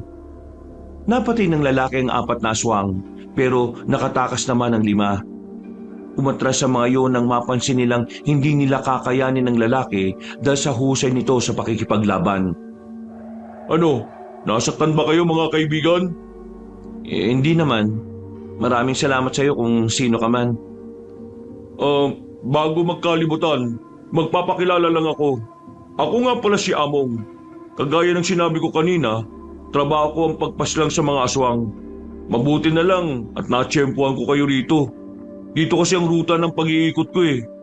Teka, matanong ko lang mga kaibigan, ano bang ginagawa niyo dito sa ganitong kadelikadong lugar? Meron kasi kaming hinahanap na tao. Tapos napunta kami sa isang baryo. Yung baryo pala na yon, baryo ng mga aswang. Oh my God! Oh, bakit? Ngayon ko lang napagtanto. Buhay na naman ang mga aswang. Ibig sabihin, nakawala na ang mga aswang sa baryong yun? Teka, alam mo ang baryong yun? Ibig sabihin kilala mo rin si Mang Tasyo? Oo, bakit? Paano niyo siya nakilala? Kung kilala mo siya, pwede bang dali mo kami sa kanya? Sagutin niyo muna yung tanong, paano niyo siya nakilala? Siya ang nag-alaga sa amin nung bata pa kami. Pero bigla na lang niya kaming iniwan nung 5 taon pa lang tong kapatid ko. Ngayon, bumiyahe kami mula Maynila para lang mahanap siya. Ngayon, ako naman ang sagutin mo. Paano mo siya nakilala? Sandaling tumingin sa malayo ang lalaki. Umiling-iling siya sabay nagpamewang. Walang naman ang kanang kamay ni Mang Tasyo. Kung gusto niyo makita siya, kailangan niyong sumama sa akin. Dadali ko kayo sa kanya. Paano naman kami makakasiguro na mapagkakatiwalaan ka nga namin? Kunin niyo ang ita ko para kapag may ginawa ko masama, tagain niyo lang ako. O ano, dadali ko ba kayo sa kanya? O baka naman gusto na lang na mag-usap tayo rito at hintayin ang restback ng mga aswang. O sige na, dalhin mo na kami sa kanya, pakiusap. Nauna nang naglakad ang lalaking si Among. Bago kami umalis, napatingin pa ako sa mga aswang na nakabulagta. Nakakakilabot talaga ang itsura nila. Kapag nakikita ko ang mukha nila, para kung nakikita yung mga demonyo sa mga pelikula. Kayo siguro yung madalas na naikukwento sa akin ni Mang Tasyo. Ang sabi niya kasi sa akin, miss na raw niya kayo. Iniisip niya nga palagi kung ano nang itsura ng bata na tinutukoy niya. Walang araw na hindi niya kayo nababanggit eh. Ngayon, nagiging malinaw na sa akin kung bakit niya kami iniwan nun. 5 taon na nga ang nakakalipas. Dumating siya rito sa Romblon. Dati na siyang albularyo eh. Maraming nakakakilala sa kanya lalo na mga lolo at lola namin. Matagal din siyang namahinga bilang albularyo. Halos 3 dekada rin eh. Nagsimula yun nung magpunta siya sa Maynila. Ang kaso, nagkaroon ng tawag ng tungkulin kaya ayun, bumalik siya rito. Kuya, makikita na ba natin si Tatay Tasyo? Oo, makikita na natin siya. Kaya kapag nakita mo siya, magmano ka kagad ah. Yay! Sobrang saya ni Buboy ng mga sandaling yon. Kahit ako rin, gusto kong magtatatalon sa tuwa. Pero dahil ayaw kong magmukhang bata rin, pinipigilan ko na lang ang sarili ko. Makalipas ang halos 1 oras, meron na kaming natanaw na kabahayan. Mabibilang lang yata sa daliri ang mga bahay doon. Hindi rin ganun kaliwanag kasi puro malalaking lampara at kasera lang ang nagsisilbing ilaw doon. Ang lugar kasi na yon ay napapagitnaan ng nagtataasang bundok. Wala silang supply ng kuryente. Narito na tayo mga kaibigan. Kaunting lakad lang, tumigil na kami sa harapan ng malaking bakuran. Sa loob nito ay ang simpleng bahay na merong taas at ibaba. Nakita namin doon ang isang matanda na abalang naglalagay ng mga panggatong sa apoy. Mang Tasyo, may bisita ka. Bisita na naman. Visit ka talaga. Ha? Tila natameme si Tatay Tasyo nang makita niya ako. Dumako rin ang tingin niya kay Buboy. Nabitiwan niya pa ang hawak-hawak niyang kahoy. Pero meron akong napansin sa kanya. Wala na ang kaliwang braso niya. Dali, Boboy. Narito na rin ako, Mang Tasyo. Ha, Berting. Tasyo, oo, kami nga ito. Ang tagal ka namin hinanap. Ang dami namin pinagdaanan para makarating ngayon sa harapan mo. Diyos ko, halika nga kayo. Sa mga sandaling yon, hindi ko na napigilang hindi maiyak. Ganon din naman si Buboy at Berting. Kahit si Among na nasa gilid, parang gusto na rin maglupasay sa drama na nakikita niya. Nagyakapan kami nung sandaling yon, Kabanong. Sa sobrang tagal naming hindi siya nakita, parang kulang ang sandaling yon para maibsan ang pangungulila namin sa kanya. Na kahit hindi naman siya ang tunay naming ama, parang siya na rin ang talagang naging magulang namin. Ilang minuto lang, hinandaan na muna niya kami ng makakain. Ang dami naming napagkwentuhan ng mga bagay-bagay. Mga nakaraan nung kasakasama pa namin siya sa bahay. Pagkatapos, nilinisan na muna niya ang sugat ng kapatid ko. At dahil sa gamot, agad na inantok si Buboy. Kami na lang ang nasa bakuran, tulog na ang bata. Tamang oras para pag-usapan ang mga nangyari. Tay, anong nangyari sa braso niyo? Nung bago kayo umalis, okay pa yan ah. Oo nga, naalala ko dati. Yung kaliwang braso mo pa yung pinangsampal mo sa akin nung nagwala ako nung lasing ako eh. Huminga ng malalim si Tatay Tasyo. Sandali siyang lumagok ng tsaa. Napangiti siya ng papilit at napadako ang tingin sa malayo. Mababakas ang kanyang lungkot base sa reaksyon ng mukha niya. Naputulan ako ng isang braso ng dahil sa mga aswang. 5 taon na nakalilipas. Napalabang kami sa mga nilalang na yon. Sa sobrang lala ng laban, nadali ang braso ko ng pinakamabangis nilang aswang. Kaya napilitan akong ipaputol na lang ito dahil kakalat ang lason sa katawan ko. Malalakas ang mga aswang nun. Sa sobrang lakas nila, hindi namin sila nagawang talunin. Pero nakaisip ako ng paraan para hindi na sila makapambiktima pa ng kahit na sinong tao. Nagtulong-tulong ang matatandang albularyo at mga veteranong mangriritual. Habang nasa kalagitnaan sila ng kanilang pagpapahinga, naglagay kami ng mga pangontra sa palibot ng kanilang baryo. Ang pangontrang yon ay parang sumpa dahil hindi na sila makakalabas sa baryong yon sapagkat ang mga pangontrang nakapalibot sa baryo nila ay malakas. Kaya kapag tinangka nilang makaalis, makakaramdam sila ng matinding sakit ng ulo hanggang sa ikabaliw nila. Habang gumagana ang pangontra, hindi sila magiging aswang. Magiging natural na tao lang sila sa loob ng lugar na yon. Astig naman pala ng pangontrang yan. Ang pangontrang yun ay galing pa sa mga sinaunang albularyo. Isang beses lang yun pwedeng gamitin. Tay, San Rafael ba yung sinasabi niyong lugar? Bakit? Nanggaling ba kayo ron? Doon kami napadpad eh. At dahil sa amin, kaya nabuhay ulit ang mga aswang. Huwag kayong panghinaan ng loob. Noon pa man pinaghandaan na namin ang ganitong sitwasyon. Ang mahalaga naman sa akin, ligtas kayong tatlo na nakarating sa akin. Wala na akong pakialam kung nabuhay man sila o hindi. Pero yung pinaghirapan niyo, sinira lang namin. Kaya patawarin niyo kami kung dahil sa amin pwedeng mapahamak ang mga tao. Wala na tayong magagawa kasi nangyari na eh. Mas pipiliin pa rin namin ang buhay ninyo kaysa sa kung anuman. Kaya huwag ka na malungkot, kaibigan. Kaya naman namin gawa ng paraan yun eh. Tama si Among. Kaya huwag ka ma-down, anak. Pero nagtataka lang ako, paano sila nabuhay? May nagawa ba kami para mabuhay sila? Ang dugo ng tao. At mas napadali ang pagkabuhay ng pagiging aswang nila dahil sa bata pa nang galing ang dugo na kanilang naamoy. Kaya walang kahit na sinong taong nagtatangkang pumasok sa lugar na yun eh. Kasi sa oras na makagawa ng paraan ng mga naroon para makaamoy ng dugo ng tao, agad-agad silang magiging aswang. Yun ang dahilan kung bakit hindi namin sila pwedeng patayin sa loob ng mismong lugar nila. Dahil bukod doon, delikado rin. Marami silang hinandang mga patibong eh. Ibig sabihin, nakahanda silang patayin kami sa bungad pa lang. Kaya hinayaan na lang namin silang mabuhay doon. Pero hindi niyo ba sinubukang sunugin yung lugar nila para sama-sama na rin silang mamatay? Sinubukan na rin namin yan. Ilang beses na. Pero alam nila ang gagawin nila sa ganong sitwasyon eh. Kaya kahit mambato kami ng apoy, agad naman nilang napapatay. Isa pa sa nagpapahirap sa amin, malawak ang baryo nila. Maraming pwedeng pagtaguan. Lalo na yung mga nagtataasang puno. Meron din mga hinukay na lungga. Kakaiba din pala yung mga aswang na yan, Tay Tasyo. Buti na lang talaga. Naligtas kami nitong si Among eh.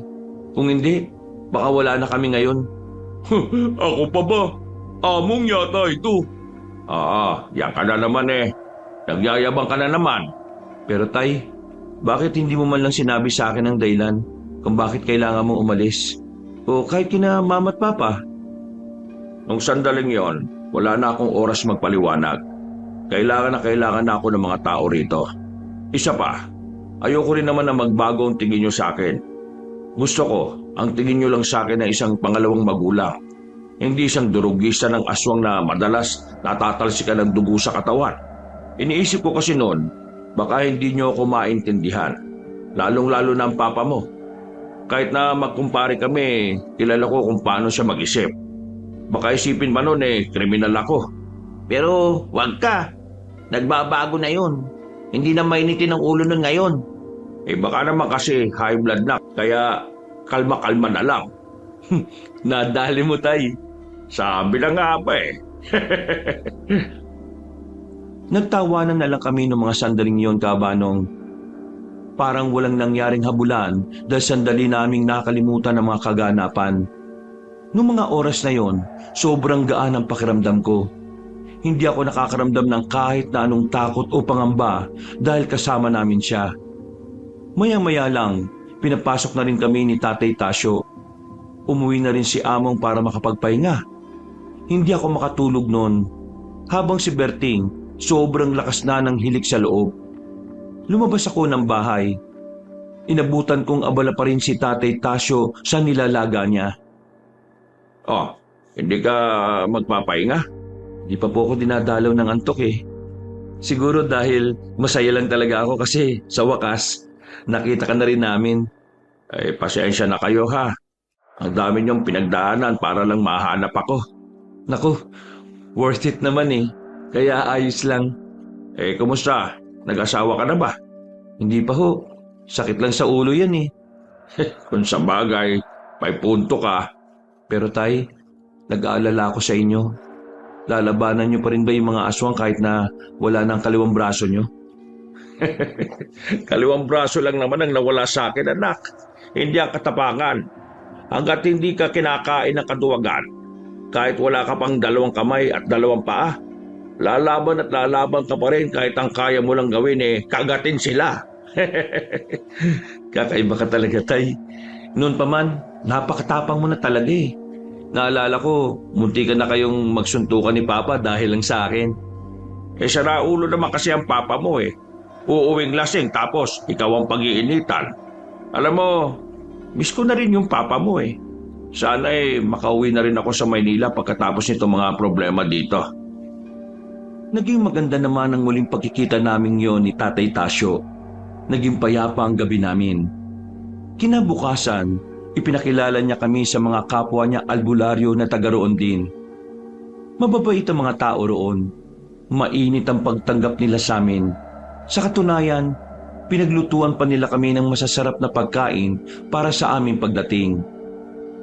Masasabi kong maayos ang lugar na kinalalagyan ni Tatay Tasyo dahil para makaramdam kami ng kapanata. Dahilan para makaramdam kami ng kapanatagan. Pakiramdam namin ay ligtas kami ron.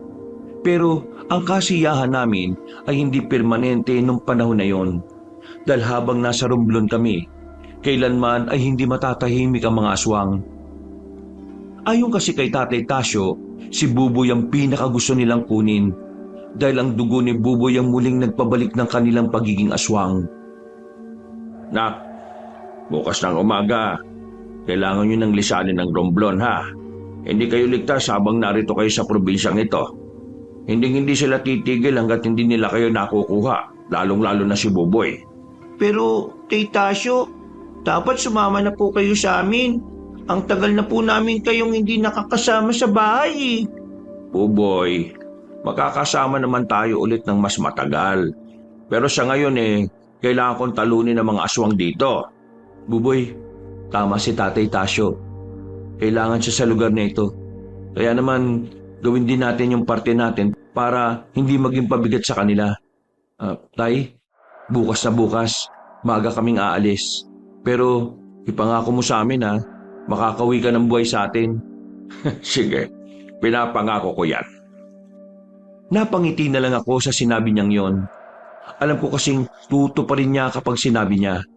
Mga dagong 8:00 na ng gabi, pumunta sa bahay ni Tatay Tasyo si Among. Meron siyang mga daladalang balde. Mang Tasyo! Mang Tasyo! Hoy, bakit ka masigaw na sigaw dyan? Gabi na. Pwede ko bang isama si Donnie? Manghuhuli lang ako ng isda sa ilog.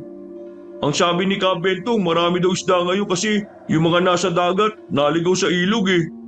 Alam mo naman na gabi na bakit ngayon ka pa nagyayaya? Mang Tasyo, sabi kasi nila, gabi daw mas madaling hulihin ng mga isda. O ano pre, sama ka? Hindi naman ba malayo yan? Hindi naman. Konting lakad lang naman eh. At huwag kang mag-alala. Hindi naman nakakaabot ang mga aswang dito. Hindi nila alam ang lugar na ito eh. Hindi dapat kayo maging kampante. Gawa mo nga. Ikaw ang mas nakakaalam kung anong abilidad ng mga aswang. May dala naman akong pangotra eh. Kaya kung sakali man, hindi naman sila makakalapit sa amin. Sige na Mang Tasyo. Kailangan ko makarami ngayon eh. Para bukas, maipadala ko na sa pamilya yan. Sayang din ang kita eh. Nasama na lang din ako, Mang Tasyo, para kahit papano may magbabantay dito kay Donnie. Ano ko, bata? Ay sige, mag-iingat kayo. Umayos ka, Among ha. Kapag may nangyaring masama rito kay Donnie, malilintikan ka sa akin, siraulo ka. Aba, kung makapagsalita naman kayo, parang isa akong kriminal ah. Ay sige na, umalis na kayo para makabalik na kayo kaagad. Dala mga balde, umalis na rin kaming 3. Nagkukwentuhan pa kami habang naglalakad. Sa mga sandaling yon, magaan lang ang pakiramdam ko. Siguro dahil alam ko naman na kaya kaming protektahan ni Among sakaling mapalaban na naman kami. Ganun talaga yung si Mang Tasyo, mapag-alala. Pero napakabait talaga nun eh, no? Oo, mabait na tao talaga yun. Kung hindi, hindi siguro kami mapapamahal sa kanya, no? Teka nga, matanong ko lang naman. Ikaw, Among, wala ka bang pamilya? Wala. Palaboy-laboy lang ako sa bayan nung makita ko ni Mang Tasyo 5 taon na nakakaraan. Nakitaan niya ako ng potensyal, kaya sinama niya ako. At ngayon, ako na palagi kasama niya sa mga lakad niya. Mabuti naman at napunta ka sa magandang kamay no? Donnie, kapag natapos na itong problema natin, Iuwi mo na sa Maynila si Mang Tasyo. Kailangan naman niya makapagpahinga. Masyado na siyang konsumido rito sa probinsyang to eh. Kahit kasi nung nakakulong pa ang mga aswang sa San Rafael, lagi siyang nababahala at problemado kung papaano papaslangin ng mga yun. Ganun ba talaga siya kabangis? Mabangis sila sa mabangis. Sa katunayan, hanggang ngayon, hindi pa rin namin alam kung paano namin sila tatalunin eh. Lalo na yung mag-asawang aswang, si Demetrio at Loresco. Masyado silang mabibilis eh. Mahirap silang tamaan. Hindi rin basta-basta mga kilos nila. Sanay na sila. Wala bang mas mabisang paraan? Ang sabi ni Mang Tasyo, meron naman. Pero delikado daw. Paanong delikado? Yun ang hindi na niya sinabi sa akin. Parang siya lang naman kasi nakakaalam kaya wala rin ako mapagtanungan kung ano yun eh. Matapos ang usapan namin na yon, ay namayani na ang katahimikan. Mga kuliglig at yabag ng paa na lang namin ang maririnig. Ilang minuto lang, nakarating na rin kami ng ilog. Hindi naman pala yun sobrang layo. Hindi na nga rin namin napansin na naroon na pala kami. Inilapag namin ang malaking lampara sa gilid at ang mga balde. Inihanda na rin namin ang pamingwit na aming dala. Nang pumwesto na kami, marami agad kaming nahuli. Pero hindi pa namin napupuno ang pangalawang balde. May naramdaman na kagad si Among. Napatigil siya at agad kaming sinabihan na magtago sa likuran ng bato. Bakit? Ano nangyayari? May nararamdaman ka ba? Mabigat na presensya. May mga paparating. Huwag kayong mag-iingay kahit na anong mangyari. Pinakiramdaman na muna namin ang paligid. Kinuha namin kaagad ang lampara para patayin. Maya-maya lang, meron ng grupo ng kalalakihan ang lumabas mula sa halamanan. Nung una, akala ko mga mangingisda lang din sila. Pero sabi ni Among, mga aswang ang mga yon. Nabahala kami dahil malapit na sila sa baryo nila Tatay Tasyo. Kailangan natin makabalik sa baryo. Kailangan malaman to nila Mang Tasyo. Lulusob na ba sila sa baryo nyo? Yun ang nakikita kong mangyayari ngayon eh, base sa presensya nila rito. Wala naman kasing napapatpad na aswang dito sa amin eh. Tara na, huwag na tayo magsayang ng oras. Hinintay namin kaunti na makalis sa mga aswang. Nang masiguro naming wala na nga sila, dali-dali na kaming umalis. Hinayaan na muna namin ang mga nahuli naming isda. Karipas kami ng takbo. Ilang sandali lang, nakarating na rin kami. Sakto naman na inabutan namin si Tatay Tasyo na kausap ang iba pa nilang mga kasama. Akala ko ba manghuhuli kayo? Nasaan ang mga isda? Mang Tasyo, ang mga aswang, papunta na rito. Nakita namin sila sa ilog na mismong pinagulian namin ng isda. Anak ng teteng, nakita ba nila kayo? Hindi nila kami nakita. Mababang uri ng aswang lang sila eh. Pero tingin ko, sa ibang direksyon meron limang mga aswang. Baka kasama na rin nila yung mag-asawa ngayon. Tingin ko, natanda na nila yung amoy nyo. Kaya nila kayo natuntun dito.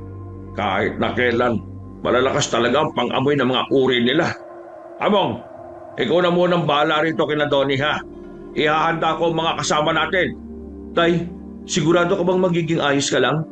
Kagaya na sinabi ko anak, kaliwang braso lang ang nawala sa akin, hindi ang katapangan. Kaya wag mo kong intindihin ha.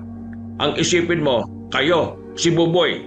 Kahit ano mangyari, wag na wag kayo magpapahuli ha. Ako bahala sa kanila, Mang Tasyo. Kahit magkapatayan pa, hindi ko sila pababayaan. O sige na, dalhin mo na sila sa kung saan nararapat. Halika kayo, sumunod kayo sa akin, bilis! Kinuha ko kagad si Buboy sa loob ng bahay at sumunod kami kay Among. Dinala niya kami sa isang bahay na yari sa bato. Sa lahat ng bahay na naroon ay yun lang ang sementado. Sinarado namin ang lahat ng bintana. Binarahan din namin ang lamesa ang harapan ng pintuan. Kuya, natatakot ako. Paano si Tatay Tasyo? Baka mapahamak siya. Huwag ka mag-alala. Sobrang galing ni Tatay Tasyo kaya kakayanin niyang labanan ng mga aswang na yun. Oo, tama kuya mo. Biyasa na yun. Kahit ilang aswang pa ang kalabanin niya, walang problema kay Tatay Tasyo yun. Binigyan kami ni Among ng tig-isang itak ni Berting.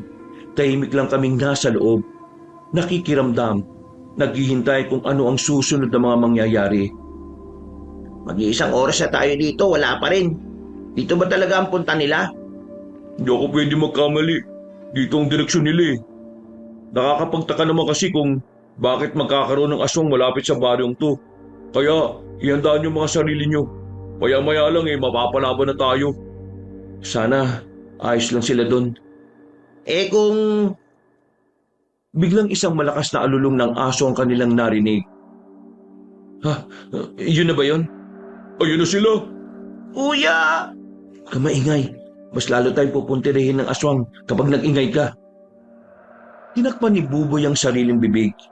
Hindi nga nagtagal, narinig na namin ang mga angil ng mga aswang, pati na rin ang sigaw ng mga kapwa albularyo ni Tatay Tasyo. Nagkakagulo na sila sa labas.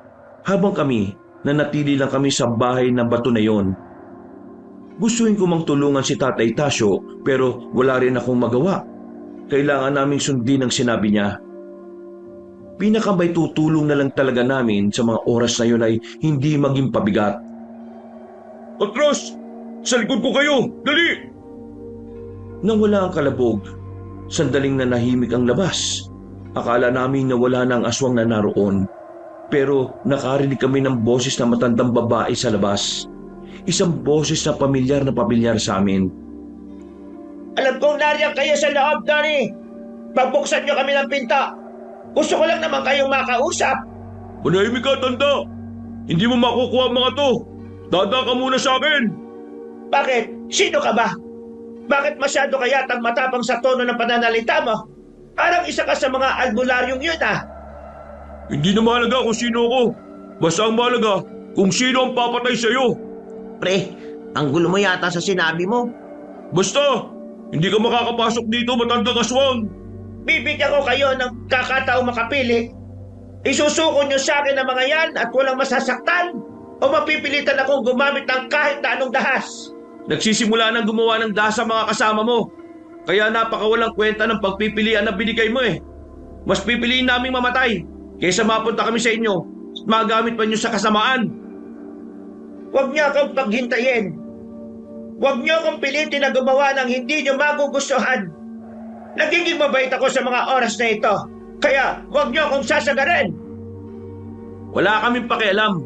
Ang papangit nyo. Boom! Basag! Sa ilang segundo lang, lumakas na ang paggalaw ng pintuan. Kahit na matibay ang pagkakagawa doon, kitang-kita naming umaalog na yon dahil sa lakas ng matandang si Loresca. Sa mga pagkakataong yon, dumadaloy na ang kakaibang kaba sa aking sistema. Alam ko na sa oras na maitapak na matandang aswang na yon ang kanyang paa sa loob ng bahay, maaaring mapahamak si Among at makuha nila kami. Ginagalit niyo talaga ako, ha?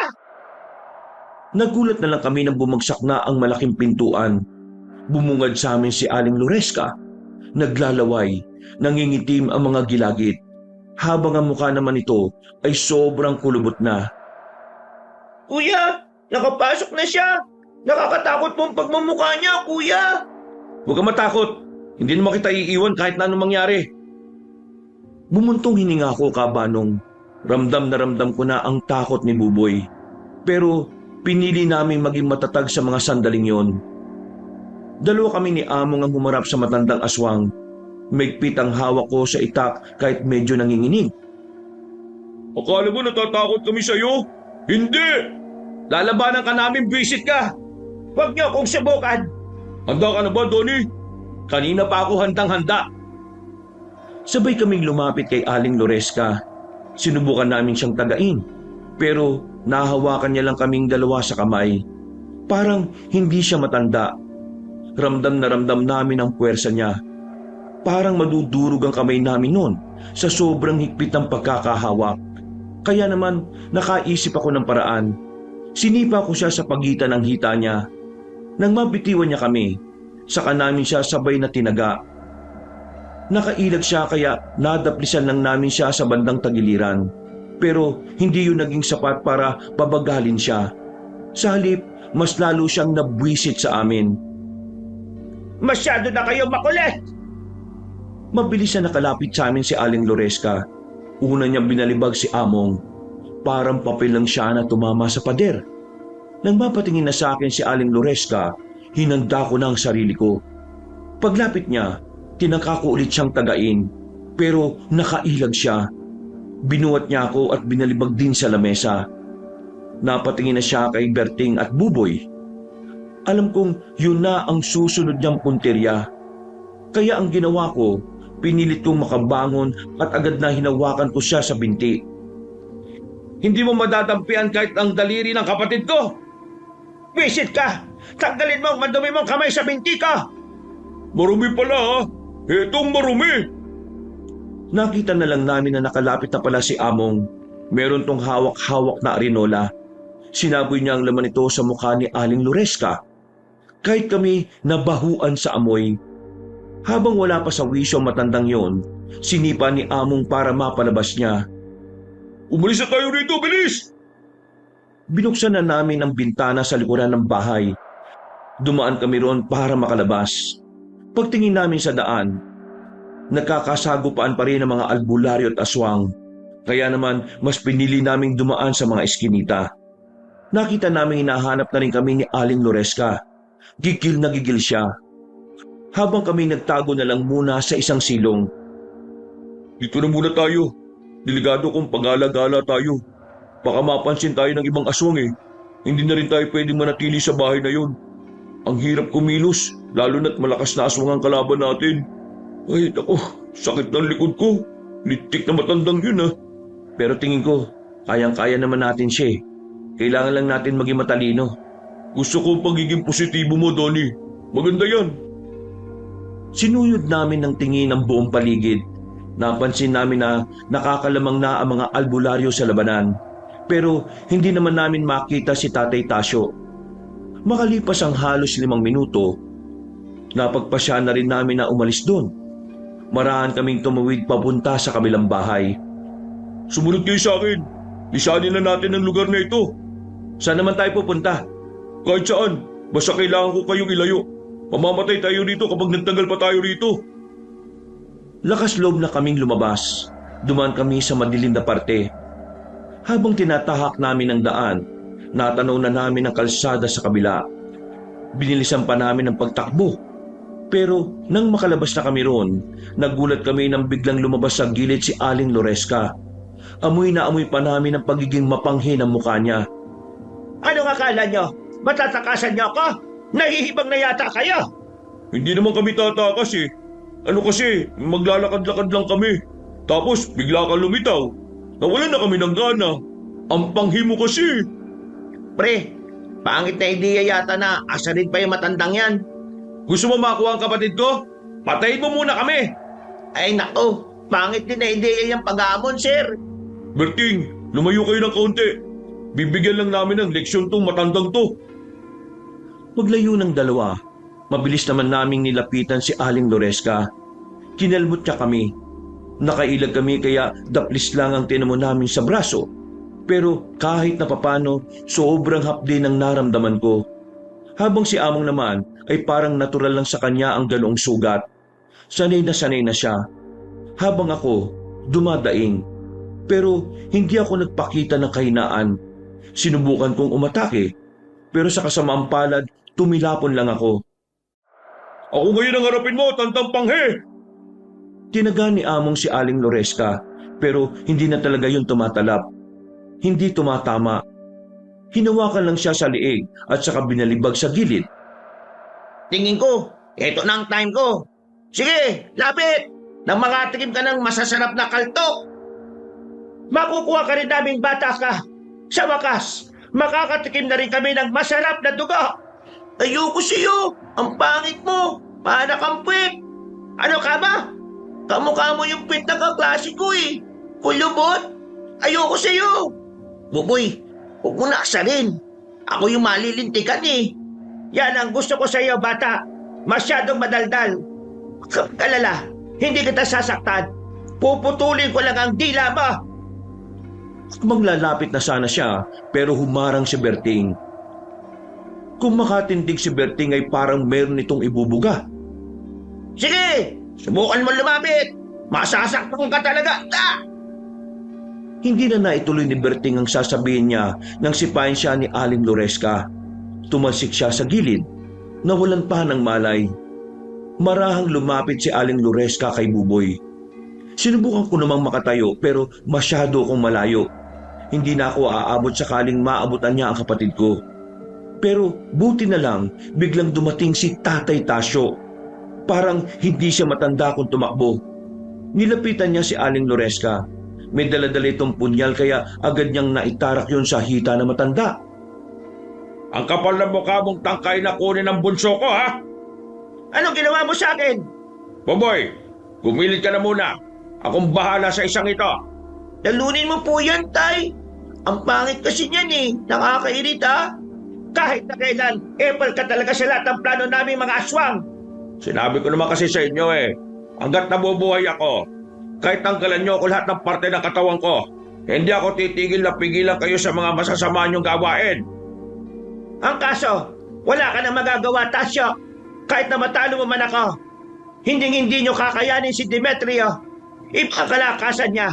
Walang katulad, walang kapantay. Hindi pa siya kahit kailan natatalo ng kahit na sinong albularyo. Yan ang isipin mo. Wala akong pakialam kahit na ano pa siya. Basta, gagamitin ko lahat na makakaya ko para talunin kayo, mga salot kayo. Aray! Ano to? Visit ka, Tasyo! Mawawalan ka ng kontrol sa hita mong yan dahil sa laso na nakapaloob sa kundyal na yan. Unti-unti ka manghihina. Mamamanhid ang katawan mo. Pagkatapos, mamamatay ka na. Hep! Huwag mo nang tangkain na umatake. Mababagalin din yan ang paggalaw mo. Ha! Mapanlin lang ka! Pinaniwala mo kami na wala kang kayang gawin! Kanya-kanyang diskarte lang yan eh. Malas mo lang. Mas matalino ako sa inyo. Hindi nagtagal, bumagsak na rin si Aling Loresca. Hindi na niya magalaw ang kanyang katawan. Nakatingin na lang ito sa amin. Dinukot na ni Tatay Tasyo ang mahaba niyang katana. Berting, takpan mo ang mata ni Boboy. Tinapos na ni Tatay Tasyo ang buhay na matandang aswang sa pamamagitan ng paghiwa sa leeg nito. Wala pang isang minuto, tuluyan na yung nalagutan ng hininga. Napabugan na lang ng hangin si Tatay Tasyo. Sinuri ko ang katawan niya. Nakahinga ako ng maluwag nang makitang wala siyang kahit na anong sugat. Ano, ayos lang ba kayo? Ayos lang. Ikaw, Donnie, ayos ka lang ba? Oo, ayos lang naman. Mga daplis lang naman ito. Pambihirang aswang yan ah. Napakahirap talunin kahit matanda na. Walang edad ang pagiging aswang. Ibig sabihin, kahit gaano sila katanda, mas malakas pa rin sila kung ikukumpara sa normal na tao. Tay, ano nang nangyari sa baryo? Kumusta na ang kasamahan ninyo? Sugatan ng iba pero wala namang malala. Marami silang napas lang pero umatras sa mga natira. Halina kayo, bumalik na tayo.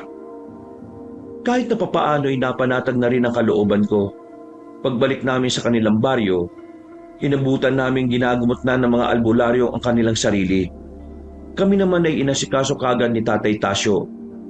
Nilinisan niya ang sugat namin. Hindi na talaga kayo dapat magtagal dito.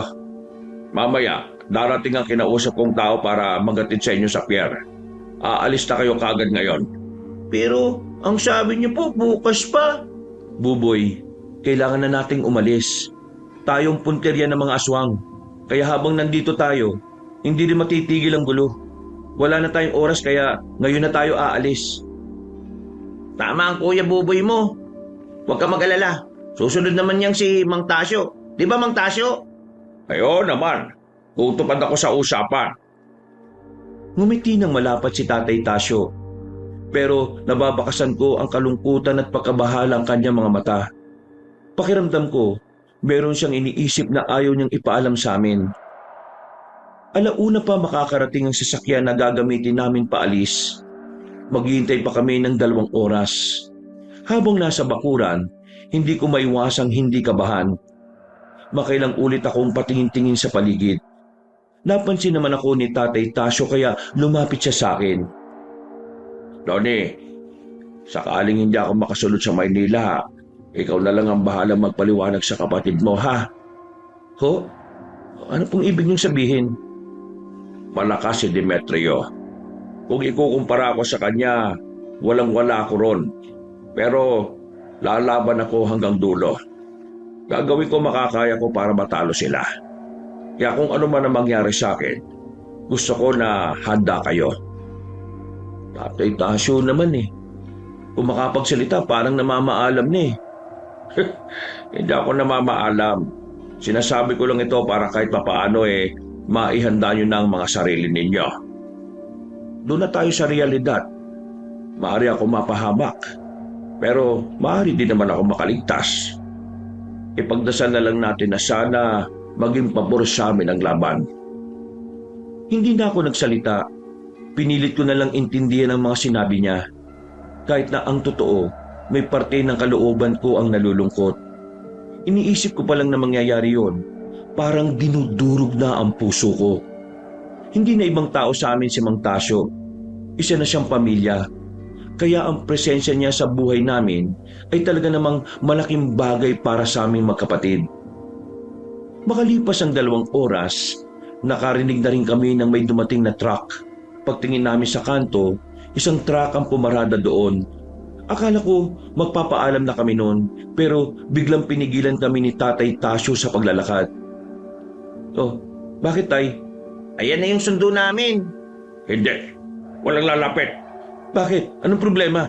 Hindi yan ang sundo ninyo. Pasok! Pasok sa loob, bilis! Pinutunog ulit nila ang kampana sa kanilang lugar. Hindi pa nakaka-recover ang ibang albularyo, may mga dumating na naman. Nagtalunan mula sa truck ang mga aswang. Kami naman ay dali-dali nang nagtungo sa loob ng bahay. Pambira mga aswang na to. Nakatrack pa talaga. Berting, ikaw nang bahala sa kapatid ko ha.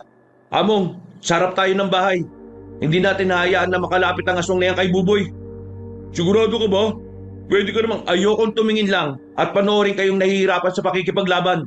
Gusto ko kayong samahan. Hindi sige, sabi mo eh. Kuya, mag-iingat ka ha. Wala na kaming sinayang na sandali. Lumabas na kagad kami ng bahay. Pagdating sa labas, nagkandalabo-labo na rin sila. Si Tatay Tasyo naman ay hindi ko na rin makita. Sabi ni Among, baka raw hinahanap ni Tatay Tasyo si Mang Demetrio. Kaya itinoon ko na lang ang atensyon ko sa mga aswang na dumating. Nagkita tayo ulit, Donnie. Nang marinig kong pamilyar na tinig na yon, ay kagad kaming napatingala sa bumungan namin. Naroon si Madonna. Tumalon lang siya pababa ng parang hindi man lang nalulula. Sinasabi ko na nga ba kabilang ka rin sa mga impaktong aswang eh. Mabuti naman at naintindihan mo na rin. Akala ko kasi kagwapuhan lang ang meron ka eh. Kahit papaano pala, nag-iisip ka rin. Kung inakala niyong makukuha niyong gusto niyo, nagkakamali ka. Kami mananalo ngayong gabi. Magkagawa ng isang gaya mo na laking Maynila. Hoy, nakakalimutan mo na yata ang 2 kami rito. Ako ang kanang kamay ni Mang Tasyo. Eh wala naman akong pakialam sa'yo eh. Sino ka ba? Wala kang pakialam sa akin? O baka nagagwapuhan ka na sa akin? Maiintindihan ko kung hindi ka kagad naaamin. Wala akong panahon makipaglukuhan sa inyo ah. Kayong dalawa, papaslangin ko kayo. Kukunin ko ang bata. Gumapag na mabilis si Madonna. Lumundag siya papunta sa amin. Mabuti na lang at hindi niya kami tinamaan. Nagkatinginan kami ni Among. Nagkasinyasan. Kaya sa sunod na paglapit ni Madonna, sinabayan namin siya. Tinamaan namin siya sa kamay. Dito na namin nalaman na hindi siya kasing lakas ni Aling Loresca. Nakachamba pa kayo ah. Tingnan natin. Umangil na naman siya ng malakas. Mas mabilis siyang gumapang kumpara nung una. Nadamba niya si Among, kaya hindi na ako nagsayang ng oras. Nilapitan ko kagad siya tinangkang tagain. Pero nakailag kagad siya at pumunta sa gilid. Anong problema? Natakot ka na ba? Ako? Tatakot? Tatakot sa mahihinang nilalang na gaya nyo. Lalong-lalo ka na.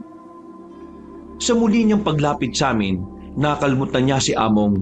Medyo mahabang pagkakadali niya. Napatras si Among. Sa kamalas-malasan pa ay natumba dahil naapakan niya ang bote. Akmang tatagtarin na sana niya ng kalmot si Among, pero agad kong dinampot ang bato sa gilid. Pinukul ko kagad yun kay Madonna. Tinamaan naman siya sa ulo. At dahil sa ginawa ko, hindi na siya nakalapit kay Among. May luylo siyang napasandal sa bakod. Nangyari? Bakit umiikot ang paningin ko? Katapusan mo na! Tumayo si Among. Ang kaso nga lang, biglang may dumating pang ibang aswang. Inatake noon si Among, pero nakailag naman siya. Pagtingin namin sa paligid, may 4 na agad na aswang na naroon. Ako na to, pre! Ha? Anong ikaw na? Pahinga ka muna. Tatapusin ko lang tong 4 na buwang. Gumilid na muna ako. Sinamantala ko na rin ang pagkakataong yon para ipahinga ang katawan ko. Sabay-sabay namang inatake ng mga aswang si Among. Napapailing na lang ako sa nakikita ko. Kayang-kaya niya kasing palaga ng 4. Pero ang hindi ko maintindihan, kapag isa lang ang kalaban namin, palagi siyang tinatamaan. Inabot lang ng 3 minuto, napatay na niya kagad ang mga aswang na yon. At sa mga nakalipas na minuto, nakabalik na sa katinuan si Madonna. Handang-handa na siya ulit na labanan kami. Oh, nakapagpahinga ka na ha? Baka naman, bigyan mo na ako ng magandang laban. Manahimik ka. Hindi ka ang gusto kong kalabanin. Si Donnie. Pisit kang Donnie ka? Kapal ang mukha mong batuhin ako sa ulo? Pasensya ka na ha? Ako talaga bida rito eh. Kaya ako munang dapat mong kalabanin. Hindi na nagpatumpik-tumpik pa si Among. Nagmamadali na siyang tumakbo patungo sa kinaroroonan ng babae. Hinagupit niya yun ng malakas. Iilag sana si Madonna pero sa kasamaang palad, siya naman ang nakaapak ng bote. Nadapa siya. Yun na ang tamang pagkakataon para kay Among. Hindi na siya nagsayang ng sandali. Sinaksak niya ng itak si Madonna.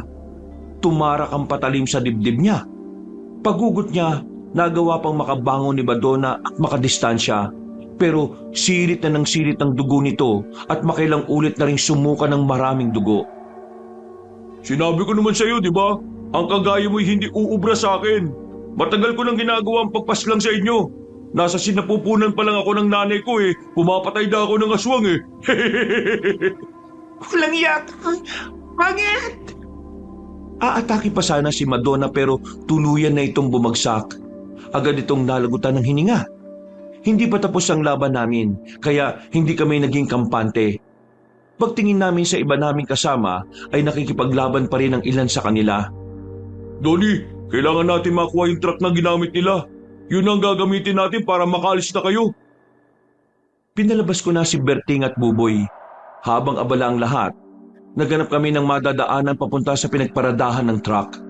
Nang masiguro naming walang nakakakita sa aming gagawin, agad ko namang pinasampa si Berting at Buboy. Sakto, iniwan yung susi. Donnie, sige na, umalis na kayo. Kami nang bahala rito. Hindi, sasama ako sa laban. Berting, ikaw nang bahala sa kanya. Lumayo na kayo rito. Yung pinakamalayo, mas maganda. Sigurado ka ba sa gagawin mo, sir? Baka mamaya, hindi ka na makabalik ha. Kuya, baka masaktan ka lang dito. Kailangan ko tong gawin. Kailangan kong tulungan si Tatay Tasyo. Kailangan ko makasiguro na makakauwi siya kasama natin. Sige na, Berting. Paandarin mo na yan. Huwag kang mamamatay, sir ha. Agad na kinabig ni Berting ang manibela at saka pinaharurot palayo. Tinapik naman ako ni Among sa balikat ng nakangiti. Pinapahanga mo talaga ako, kaibigan. Mamaya ka na humanga. Kailangan na nating mahanap si Tatay Tasyo. Sigurado kong kinakalaban na niya si Mang Demetrio ngayon. Alam ko kung nasaan sila. Tara, sumunod ka sa akin. Pumasok kami sa halamanan. Madilim ang dinaanan namin. Pero ilang saglit lang, nakarating na rin kami sa ilog kung saan kami nanghuhuli ng isda. Open area doon. Natatamaan ang buong ilog ng liwanag ng buwan. Kaunting lakad lang namin, nakita namin si Tatay Tasyo. Nakatayo lang. Agad naman namin siyang nilapitan. Tatay Tasyo! Oh, bakit kayo nandito? Nasaan si Boboy? Nakalis na sila gamit yung truck. Aba, bakit hindi ka pa sumama? Gusto kitang samahan dito eh. Diyos ko, malakas ang makakalabang ko. Hindi ka dapat nagpunta rito. Ikaw naman, Among, bakit mo siya dinala rito? Pambihira ka naman, oh. Eh gusto niya eh. Ano magagawa ko? Nasaan si Mang Demetrio? Paparating na siya. Di kalaunan, naramdaman naman namin ang presensya niya. Nabulabog ang mga nagpapahingang ibon. May narinig din kaming mabibigat na yabag ng paa. Lumabas siya sa likuran ng malaking bato. Huminto. Ramdam namin ang talim ng pagkakatingin niya sa kinalalagyan namin. Matinig ka talaga, Tasyo. Palagi mo talaga akong pinahihirapan ah. Hindi na kasi kayo dapat umalis pa sa lugar ninyo eh. Mas maayos na ang buhay niyo ron eh. Tasyo, sinasagat mo ang pasensya ko eh. Nakakalimutan mo na yata na wala ni isa sa inyo makakatalo sa akin. Kaya napilitan kayong ikulong na lang ako sa isang lugar. Hindi ko nakakalimutan yon. Pero wala na rin akong dahilan para atrasan ka ngayon. Tatapusin natin ang laban na matagal nang naudlot. Hindi na natapos ni Tatay Tasyo ang sinasabi niya. Naramdaman ko na lang ang malakas na hangin sa gilid ko. Yung pala, nakalapit na kagad si Mang Demetrio. Hindi ko alam kung papaano niya yun nagawa. Napapikit lang ako sandali, pagdilat ko, nasa gilid na siya. Ayoko lang ng maraming daldal. Hinila ko ni Tatay Tasyo pero huli na. Tinamaan na ako sa braso. Mahaba at malalim na kalmot ang tinamo ko, kaya hindi agad ako makabangon. Akala ko'y wala nang kasunod yon, pero wala pang 2 minutong nakalilipas, si Among naman ang dinali niya. Sirit agad ang dugo sa bandang likuran niya. Wala na rin itong nagawa kundi ang mapaluhod dahil sa sobrang hapdi. Huwag mong idamay mga bata. Tayo magkalaban dito kaya akong harapin mo. Hindi ko naman sila dinaramay eh. Ayoko lang silang makitang nakatayo dyan sa tabi mo. Baka kasi masagi ko nang hindi ko sinasadya. Isa pa, tama lang naman na meron kang kasama. Kasi parang hindi naman kasi tama na wala kang kaliwang kamay. Puro kanang kamay lang. Walang hiya ka. Lumusob si Tatay Tasyo gamit ang kanyang kanang kamay. Tinaga niya ng katana si Mang Demetrio, pero parang pinaglalaruan lang siya nito. Walang tumatama sa bawat hagupit ni Tatay Tasyo. Maya-maya pa, si Mang Demetrio na rin ang umatake. Kagaya ng inaasahan ko, kitang-kita ang kalamangan ng matandang aswang. Parang papel lang niyang binalibag si Tatay Tasyo. Masaya siyang ginawa yon. Parang gusto niya munang pagsawaan si Tatay Tasyo bago tuluyang patayin. Sinubukan din namin ni Among na tulungan siya pero kapag gumagalaw kami, mas lumalakas ang sirit ng dugo. Wala pang 10 minuto, bugbog sarado na si Tatay Tasyo. Hirap na siyang makatayo ng diretsyo. Gumigewang na siya. Parang kaunting sagi lang sa kanya ay matutumba na rin. Tatay Tasyo! Wisit kang aswang ka kapag ako nakatayo ng maayos dito. Bakit? Naawa na ba kayo sa matandang to? Tingnan nyo nga siya. Nakakatayo pa rin oh. Matapang pa rin. Kaya hindi pa tapos ang palabas. Tama na! Tama na pakiusap! Huwag mo na siyang saktan!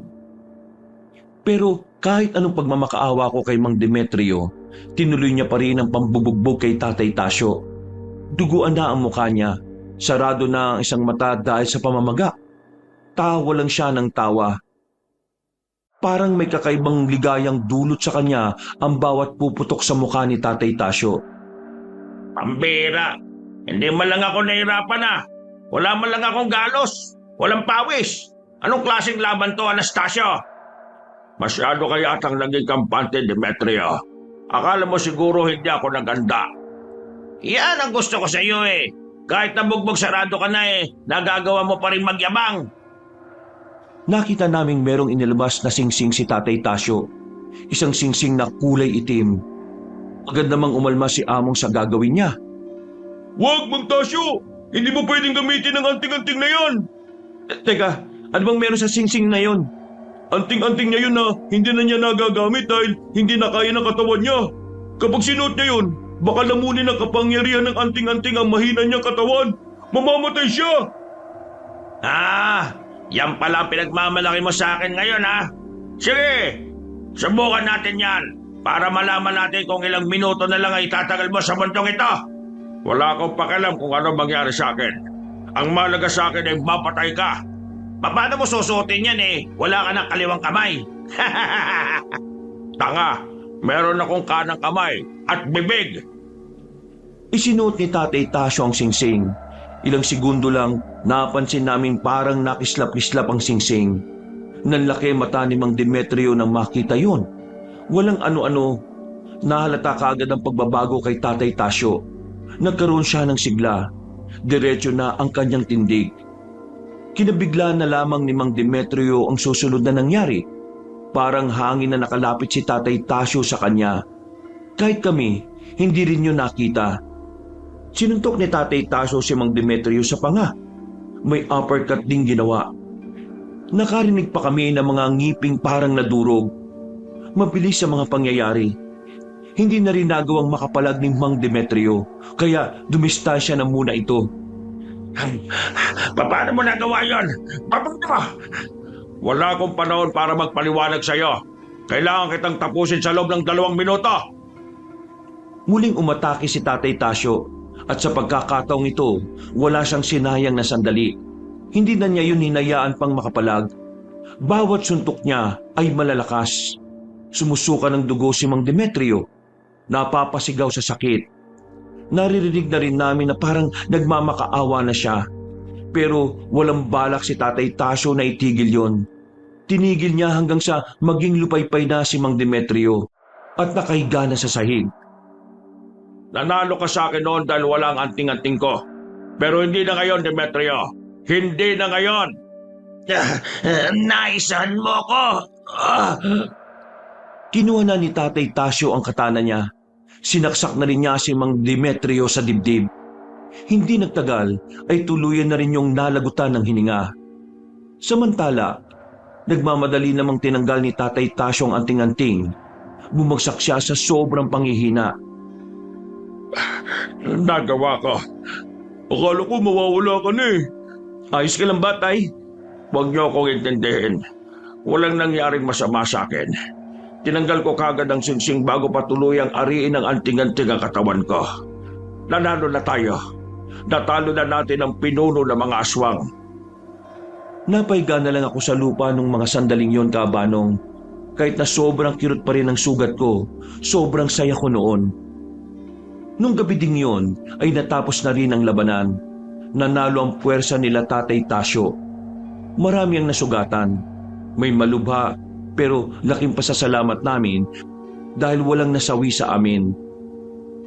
1 linggo ang nakalipas na makarecover na si Tatay Tasyo. Nagpaalam na rin siya sa mga kapwa niya albularyo.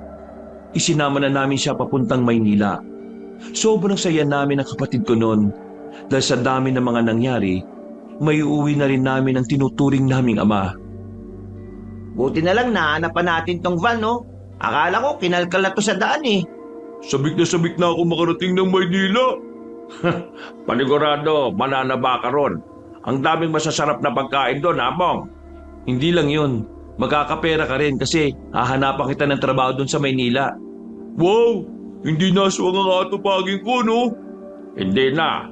Hindi naswang ang iisipin natin. Ang iisipin na lang natin kung paano tayo makakapagsimula. Sabik na ako ng bagong buhay natin. Di, bibilisan ko na to. Baka naman mabangga tayo. Di tayo makarating sa Maynila, Kuya Berting. Nagtawanan na lang kami nung mga sandaling yon, Kabanong. Abot langit ang ngiti ko noon dahil sa wakas makakasama na namin si Tatay Tasyo. At sa pagkakataong yon, kami naman ang mag-aalaga sa kanya.